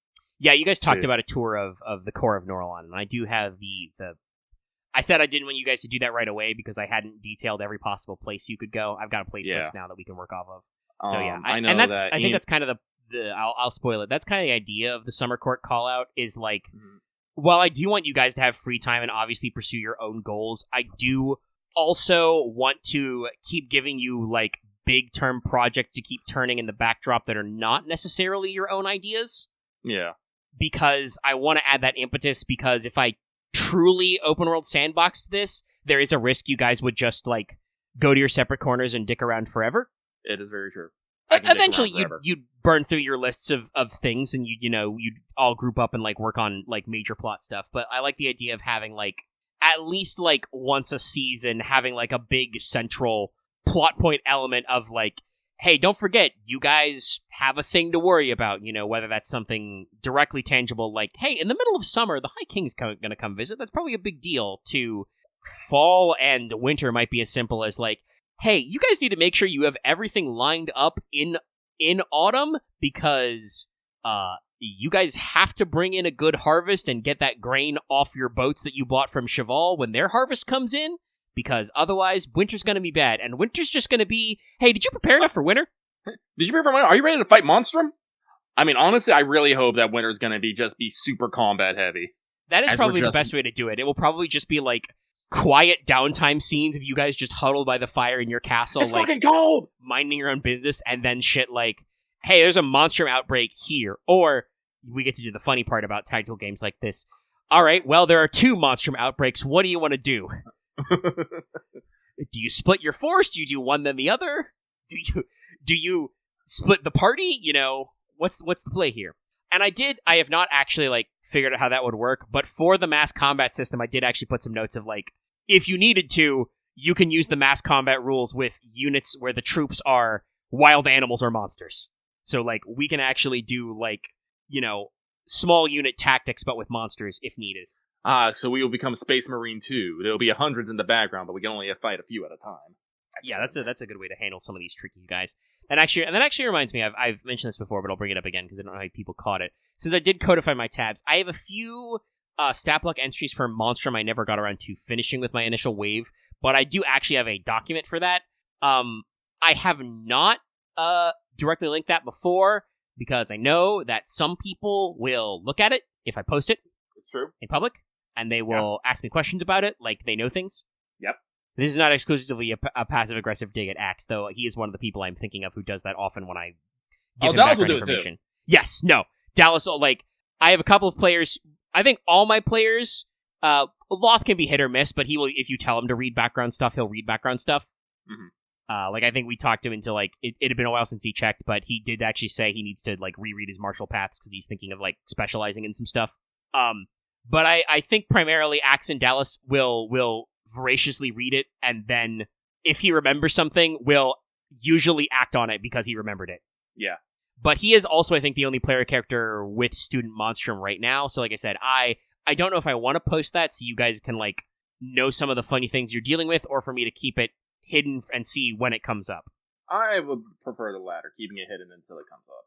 Like, that's the problem I have with too. Like, there's constantly times like I'm in, like, we'll be doing something in game and in character, and I'll be like out of character, like, wait a minute, did you tell me that in character yet? And then I have to like walk back on just what I said because Yeah. And that I think was definitely a question that came up in the past couple of sessions, because we actually literally had a scene where, rather than re-exposit the thing that as a character, Lucky knew had happened, like literally you were in the background for 2 seeds. Admittedly, this was the Wargman scene, so you were like half asleep for the first chunk of Wargman. And then Aaron took a bunch of killing damage and you were like, woke up. It's like the fucking, I sleep, real shit meme. It is. Oh, Wargman's beating up some mobs, I sleep. Oh shit, he took like 5 killing damage. I wake. I mean, I think the more thing was not necessarily that didn't know your goals, Axe. It was like there were a couple there that I'm like, oh, so you're actually like locking that in as big long-term plans. Okay, that's interesting. That's something that I needed to know. But I think again, it's mostly the in-character bit of like, I do not actually think Leslock has had a lot of scenes where he like, I not even necessarily sits down and talks about this, but like, Leslock does not strike me as the type of character, and we have not had scenes where, like, he talks about his plans at the breakfast table, right? Like, and genuinely, most of the player characters and NPCs don't pry. He is the highest ranked character here, so it's like, we don't need to get in there. We don't need to ask what he's planning on doing. Just, if he's going out, we figure it out. So yeah, there's a little bit of disconnect. But like I said, the Wargman stuff was an interesting thing because Logesh, on the way to a different scene he wanted to have, like, said he explained the loose outlines of some stuff. So it was definitely one of those things where it's like, a couple times you had to straight up ask, like, wait, did I get explained on that? Yeah. And this is why our occasional team meetings are important, because we need to start catching people up. And that is something we talked about, like, there, Axe. It's, you hold stuff close to the vest because you want to be ready in there, but that's the thing. To get some of your specifics, you got to bring some of this shit up more, whether it's to me or to the group, like, to get rolling. And funnily enough, as the commander of one of the great houses of Troy Corone, like, how you get the ball rolling on some of these things is you're going to have to order people to do stuff. And I know a lot of your plans are more loosey-goosey than just in the capital, but, it's the kind of thing where, like, a lot of people are thinking about steps. And I'm going to be honest, like, I think the primary person who plans out step by step is usually Lucky. Like, You can't see it. I'm thumbs up. Yeah, Lucky is really great at like breaking down his ideas into digestible chunks and keeping along the path. Dallas oscillates very rapidly between doing small things that lead up to a big thing and then shit like his ongoing plot about like just he keeps joking in the background about splitting his soul, and we're all just like, no, don't do that. Like, I don't even know, like, what level of plans in character Nicola has for that. Like, we're reaching the point where it's almost becoming a gag, but it is something that will have to be approached seriously. I think Aaron and Conrad are kind of in the medium level of planning out. Like, I think a few of his things have been more step-based, but sometimes he's just like, I'll wing it. Oh, there's the mass combat. And, like I said, Logesh building up a plan with discrete levels is a thing that's relatively recent. A lot of his stuff, he's just kind of been gooping around following Leslock. I'll say this, like, even if you feel that way, Axe, I don't think they have to be up to, like, Lucky's perfect standards. Like we said, you're the Marquis. Your level of starting a plan can just be saying, I'd like to get some shit done. And like you said, I think most of your big plans that are like medium to longer term aren't going to be actionable at all until you get back to Norlon, so that's still fair to not mention them. But it is the kind of thing where, like, the characters in character would probably like to know what's going on in Leslock's mind a little bit more. This is so Go ahead. Oh, please finish. Oh, okay. Max, I do want to say this. Like, I know that you may consider me a high standard, but you really shouldn't. I tell about this, and this is like tabletop is like one of my ADHD afflictions, so I think about it fucking constantly, and then I just usually write down what I think about. Like, you do, like I said, as a Marquess and as your player, you don't actually have to come up with the perfect plan, especially if you feel like it won't measure up. Just pitch, if it really bothers you that much, just pitch the plan to me then, and I will go off on it. That is perfectly, again, as we said, delegate. Enos is this really weird character who really doesn't actually have a court position. He just kind of hangs out with you guys. Enos is your court Enos. Yes, even though, like we said, like this was actually literally part of the conversation where like Moira was discussing everybody's strengths and was like, kids, it's the weirdest thing. I think Enos may be the best socially adjusted out of all of you. And he's literally like a foreign species. like he was born underground in a weird demon culture, and he is the best at like navigating social situations out of all of you. You guys need to work on your delegating. But here's the thing, X. Like, even Enos has a lot of plans, but trust me, a lot of them are gonna have to go through you anyway. Like, improving the naval production, that's gonna have to go through you. Improving food production, that's gonna go through you. Increasing mine output, that's gonna have to go through you. The plans that we have for the summer court, gonna have to go through you. Let's see, actually, let me see my other goals here.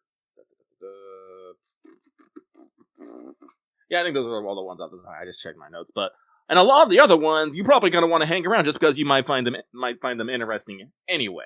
So you don't necessarily like our plans do not have to be completely divested from each other. They do not. It is okay. I think some of them are going to. I think literally every character has get good at boats on their fucking list now. You put them in one little pirate encounter, and suddenly they're all like, shit, dude, I never want to be caught flat-footed on a fucking boat again, man. I'm not gonna plan.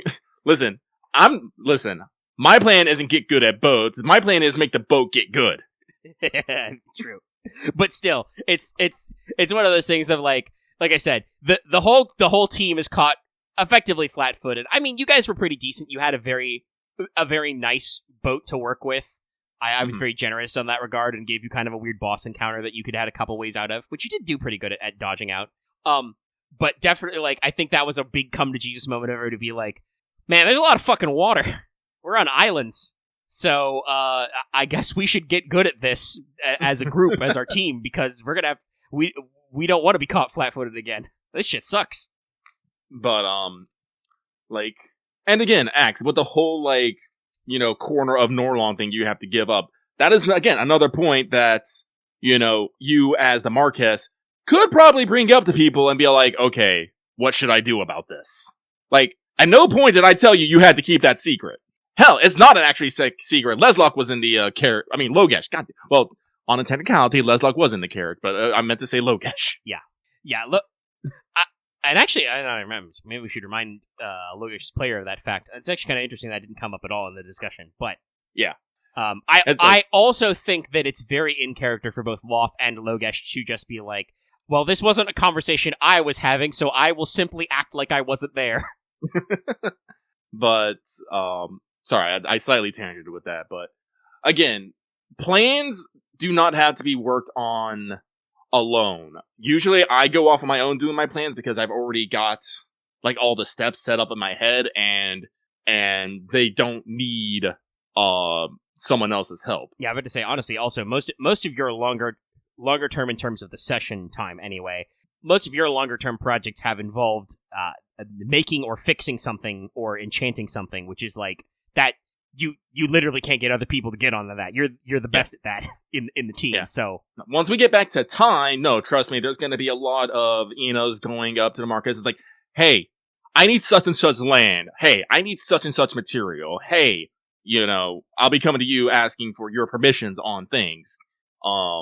Because the plan for the giant Quatron board is I'm just going to make a fuck tons of Spears of the Awakened. They'll be ranked 4 minions. I can how many can I make? I can make width in how mmany hours? I don't remember. But it's gonna take a long ass fucking time, but I also need fucking full ass statues of each fucking piece to do it. You know how much time that's gonna take? It's gonna take a lot of fucking time. A lot of fucking materials. And I need a space to put it all. I can't do that on my own. I have to, bug Marquis and be like, hey, this will be really cool, man. Nudge, nudge. I need to get your approval on this. We gotta go do... Like I was saying, I'm gonna say this. Axe is talking about just kind of like his circular logic with telling people. I don't know for sure that people will tell you to get out of it. I actually thought that the discussion might come up with the player. I think there was a real threat that it was going to burst out at breakfast that first morning after it happened, but it didn't. Yep. So I have actually thought about several of the NPC's possible response to the discussion. But I did actually compress some of that into an out-of-character comment where I talked about like the nature of the law and stuff, and like there's two different points. You have a verbal agreement with Enos. It was technically witnessed, so that is a matter of honor. If it gets out that you went against your word of honor, well, first of all, Enos is absolutely under his rights to challenge you to a duel. Normally, Logesh would feel that for you, but since he is the witness to the matter of honor, he might feel compelled to renege. It is like that's all about personal honor. Legally, you have to hold his hand with a dagger in it for like 10 minutes for that to work. He can't just cast it on you unwilling. I think Enos, if he had the Oath of the Grave, he would have done it, but he didn't because that shit's expensive and it takes time. Yep. But legally, you've signed like you have not signed your name or fixed your seal or anything like that. So Enos can't like take you to court about it, but he could damage your reputation if you bounced back. And that's a thing of like I think I've always said that's a character decision for Leslock. Yep. Does he want to go against his word, and stuff and like get in there? And I think like it would honestly be pretty split about your characters. I appreciate Axe that your first like coherent that's the co-word I'm thinking of. Coherent thought on this is also would break Enos's trust in men and shit, and you're like that's important. Yeah, good. Thumbs up. Again, like this is part of this is like one of those part of those like character drama things I wanted to do. It's not something like no matter what. If you like, let me put it this way. Out of character, if you break the word, I will not get mad. I think that's one of the things you're afraid of. I think you're afraid that I'll get pissed off at you. I'll tell you right now, I will not get pissed off at you. In character, Enos will be pissed off, but Enos is, capital F family. He's not gonna leave your side. He's just gonna be pissy. And that may influence, Enos will remember this type shit. Yes. But yeah, it's all part of the dramatique. And like I said, it's all part of the dramatique. I don't know what the other player characters would think, but like I have no control over that. Oh yeah. Most of your bannermen would probably be like maybe could be upset or disappointed in like the fact that you made such a broad sweeping deal for like something that is it's not nothing, it was over the matter of effectively, if you can read subtext, it was over the matter of securing a royal engagement, which is a big fucking deal. But, there's a lot of other concerns as well. I think it's a fine discussion point, which will have a lot of arguments. But I think it is a great opportunity for people to highlight their characters' thought processes and whatnot. We're basically making it about like the question of like honor and ethics versus like real politic, basically. Yes. Like, I'm sorry, like, I am sorry that I have put you in this kind of mind spiral over. I really did not intend for it to be that way. But like I said, I had to bully you a little bit into it, because otherwise I feel like you would have just put it on this maybe yes, maybe no, and not thought of it. Yeah, it could have gone in the maybe pile, and maybe never makes, the goal list, Yeah. So I had to bully you into a full agreement so that it is something that weighs over your head. Because... Well, keep it up. Yes. And yeah, no, like I said, it's a very interesting question, because like, and I've brought this up before. It's the question is like, does Leslock have the right to reorganize and redesignate lands he controls freely?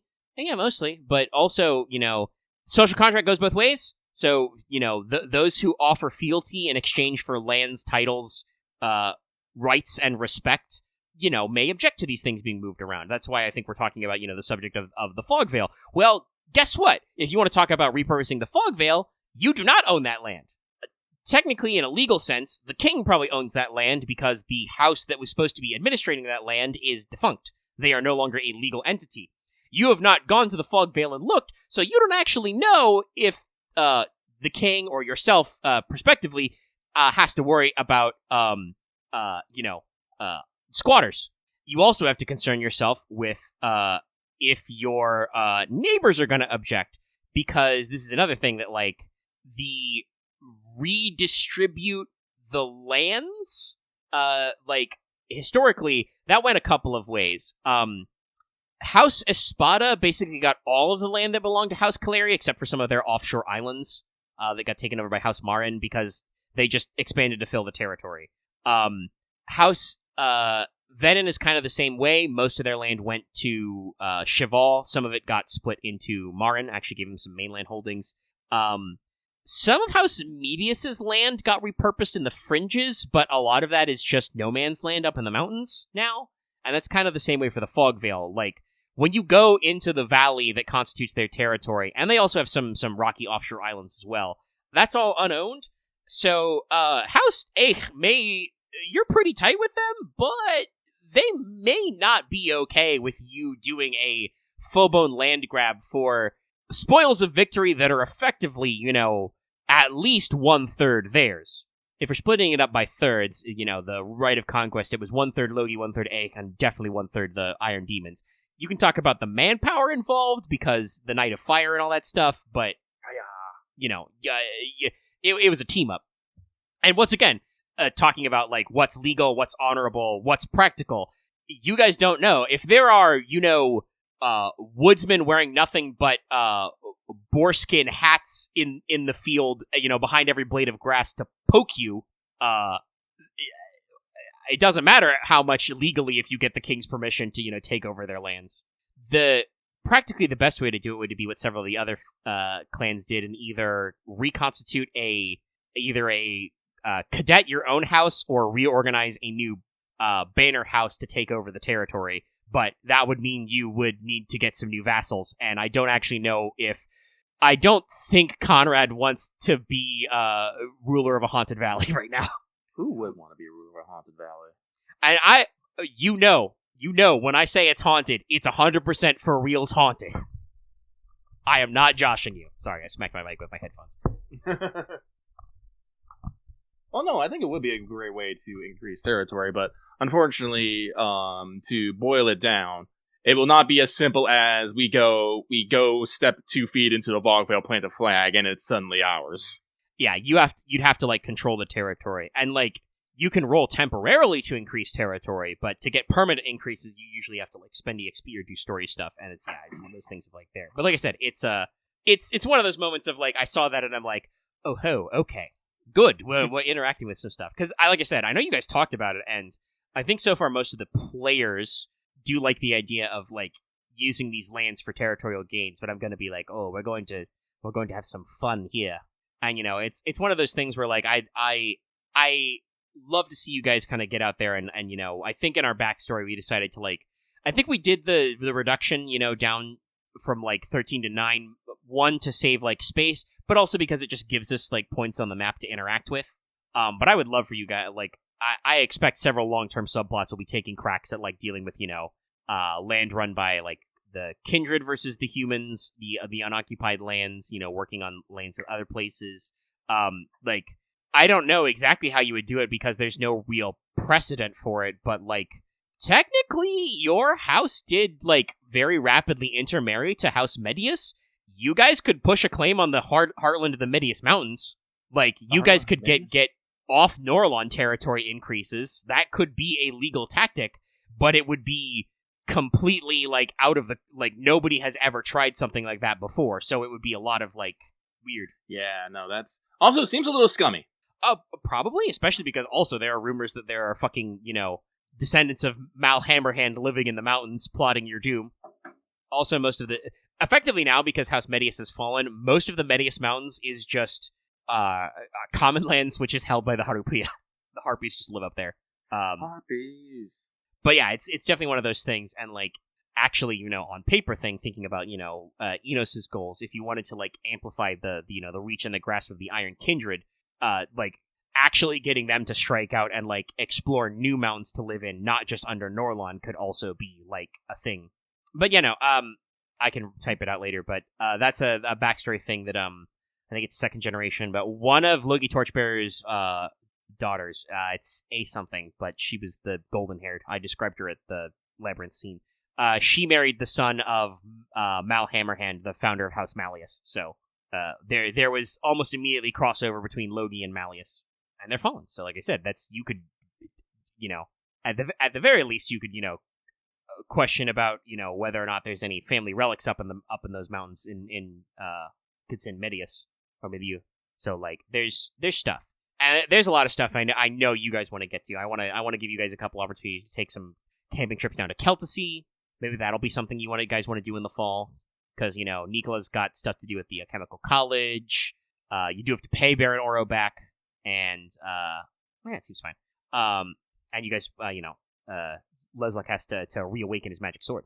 It's very important. Yeah, like I said, with the capital F family, I hope we get to the point of, like, the characters would stop or attempt to heal Nicola if he does something fucked up. But he has to understand that, like, he's doing something that I think out of character, but in character, almost everybody has expressed they're not okay with.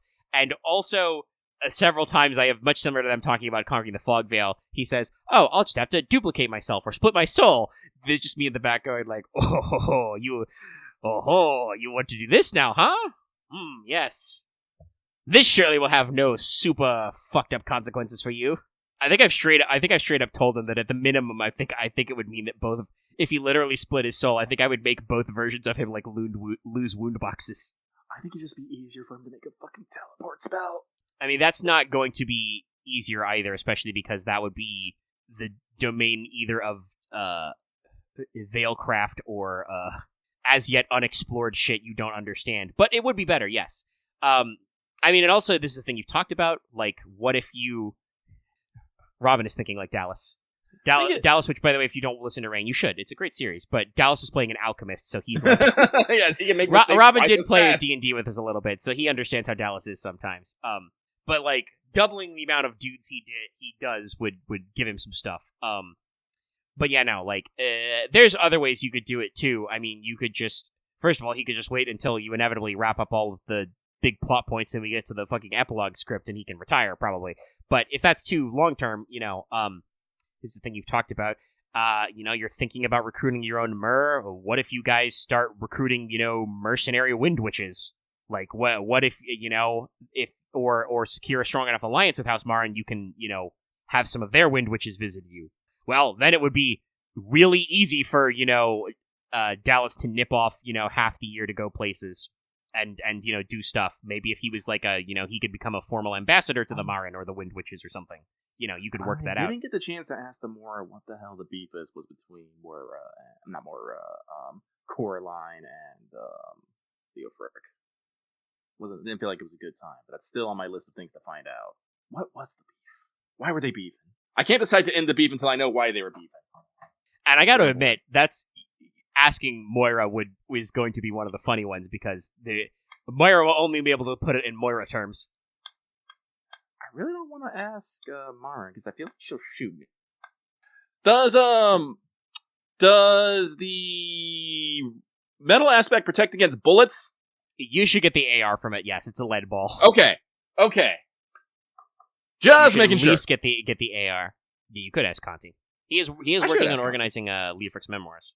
That's probably a good idea. Probably should ask Conti.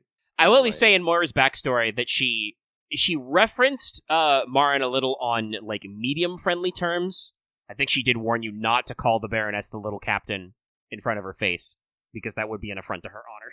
And then Moira did the simple, nah, I'd win thing of, if she shot me, I would simply parry the bullet. Well, no, I continue to be excited for Rain. I am excited for Sunday. Yeah, and like I said, I will re-edit 24 and get it to you. Yes, but I just realized it is almost 10 p.m. for me, so we have probably crossed the 3-hour mark. Yeah, we're just past 3:30. We can probably pack it in here. Yeah, if we want to do anything tonight, we probably should. I think I will skip off doing that because like I said, the air's been cold and dry, so my throat's been a little dry, and I have now just talked for 3 hours, so I think I'm going to rest my voice. Okie dokie. But we'll have free time tomorrow to catch up on stuff. Yes. And we'll figure it out. There's not explicitly a martial path that allows you to parry ranged attacks. I will either probably work on something like that. Like I said, this is the funny thing and why I'm excited to like pick up the pace. You guys don't understand like how much I have been cooking in the background. Like we're just vaguely touching on the loosest, the very tippy tops of the trees that extend into the branches and into the trunk and then into the roots of the plot. Like, some of this stuff I think is obvious of like everybody is like, oh, the High King's super dead. He's way too nice and normal and like good to us. This guy's dead. He's doomed. And I'm just like, smile and nod, boys. And then I'm like, but like I have chat, hopefully you know me. I'm Mr. World Builds Loudly. Like, and if you've actually listened to Rain, you understand. There's so much loosey-goosey backstory stuff of what these guys gave me of like, there's a whole wider world that was, obliterated in calamities in the past. Or was it? I've literally left it open. What, did the Lost Empire arrive at Troy Corone and leave and come back? Or did they survive out there? We just don't know. The characters don't know because it was like 1,000 years ago. And honestly, I don't think any of our characters, except maybe Leslock on an idle afternoon, care. But it's the kind of thing of like, what else is in the wider world out there? What do we have to deal with? Because we didn't want to avoid, like, straight up, like, Age of Exploration type stuff. Like, we're not actively dealing with, like, exploring and colonization type plots, even though that is, like, roughly the time period of our setting, is like, Age of Sail to early Napoleonic technology. Mm-hmm. But that's still a thing of, like, that's an open-ended question of, like, what is the wider world like? And what other bullshit is out there? And, of course, the question of, like, so, I don't know what happened to the other 6 gods. They're dead, right? They're super dead. They're definitely dead. What happens to gods that are dead? Can they come back? How does that work? Do we put them in the ground? Are they in the ground right now? Are they deep under that canyon that's splitting the 2 halves of Tyrol? So, like, there's so much stuff, but I can't throw in the existential threat shit, while we're still in Act 1. It's not out there. And several players have requested at points like, oh, I want to deal with, ancient ruins and lost magic and shit. So I'm just like, yeah, we're cooking. That is a major sub-theme, is the metaphysical part of the universe and how it works together. And also, like I said, just my fun examples of, fucking the Monstrum stats. I got stats for dragons. We gotta use them. I got some other weird shit in there. And Session 0 is just us crunching together. I haven't actually statted them out. I should probably do a couple examples just for peace of mind. But, like, there is the large threat rules in the book, which exemplify, like, what could be your problem. That could be, like, a great dragon. Probably a frost giant would be a kind of, like, large-scale threat. We've already talked about how they're rare, but krakens are definitely a thing. It's like, if you get a kraken encounter, you have to send out some boats to fucking kill it, because otherwise you're just like, well, now there's a fucking giant squid in the middle of my shipping lane. And this is another, like, House A is always watching north for those frost giants to come back, shit like that. I think I mentioned that, like, the Sky Mother Goddess caused the calamity of the skies, but nobody knows what the fuck that was. Like, it's just a thing. There was a calamity of the skies. What does that mean? I don't know, man. And then, like I said, I've thought of all kinds of weird shit. But alrighty, let's wrap up the episode. Actually, I will say very briefly before we do the outro. I did start the first episode of Daima. I didn't finish it.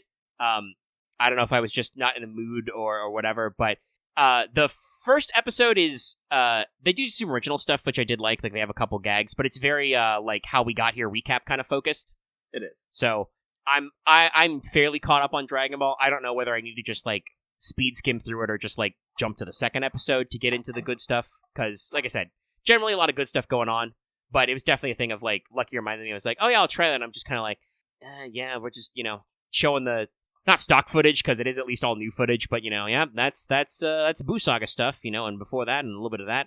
So like I said, I got about halfway through before I had to stop and pivot, so I will continue to take a crack at it, but it was something I thought I'd mention. Okay, all right. Oh, sorry, that's me stretching my neck. I've been sitting in the chair a while. Remember, stretching breaks are important. Stretch your legs, stretch your neck, stretch whatever. Stretch your prehensile tail. What? So that's going to wrap up our show. I got to edit this baby and pass it out the door again. So thanks everybody for tuning in. Fire up your likes on YouTube. subscribify, check the bell. Right. Join our Discord. I mentioned that earlier, but yeah, Discord links in the description as well. It's a fun time. It's open to everybody. You can also join the channel memberships to get access to membership badges and emotes. Do you like those emotes? And you can consider supporting us on Patreon, like these. Ooh, sorry. I should have interrupted in the middle of the spiel, but like I said, you guys got a real good neck flex. Anyway, you can support us on Patreon, like the fine folks, which include, as soon as my tab fully reloads. Sorry, I wasn't in that Google Docs tab for a while, so my list had to reload.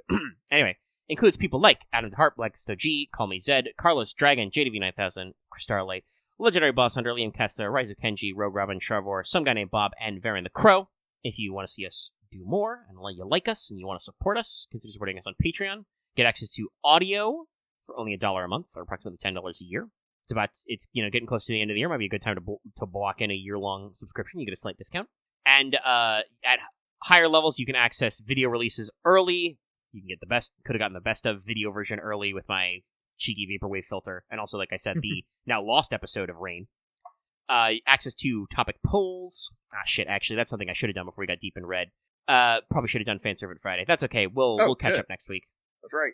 I thought about it earlier today, but I did not make a note or think about it at all during the episode. That's my beat. That's why we got to put it in the notes. I should. I'll rotate it back around. I'll put it in a note for sure next time. But yeah, that's a topic that is decided and does get produced roughly once a month, roughly within the period of 30/31 days. It does take me a while to post the poll usually because I got to think about it. So that's voted on by our $5 patrons. And at the highest levels, you can get access to the show being recorded live every week and get an honor shout out just like that. So yeah, I don't know. I think it's because, like I said, I've been juggling a lot of work projects, and it's, I've been thinking about it not as the last Friday of the month, but as Black Friday. Oh shit, gotta check my deals. But yeah. Thanks for your support, patrons. Thanks for your support, regular viewers. And like I said, hit us up in the comments about some stuff. We'll see you guys next week for more Let's Talk FGO. You'll see some time for some more Lost Belt 6 recap content. Again, don't know what the time frame on those projects will be. And keep your eyes peeled for other funny haha video things. All right. Good night, everybody. Good night.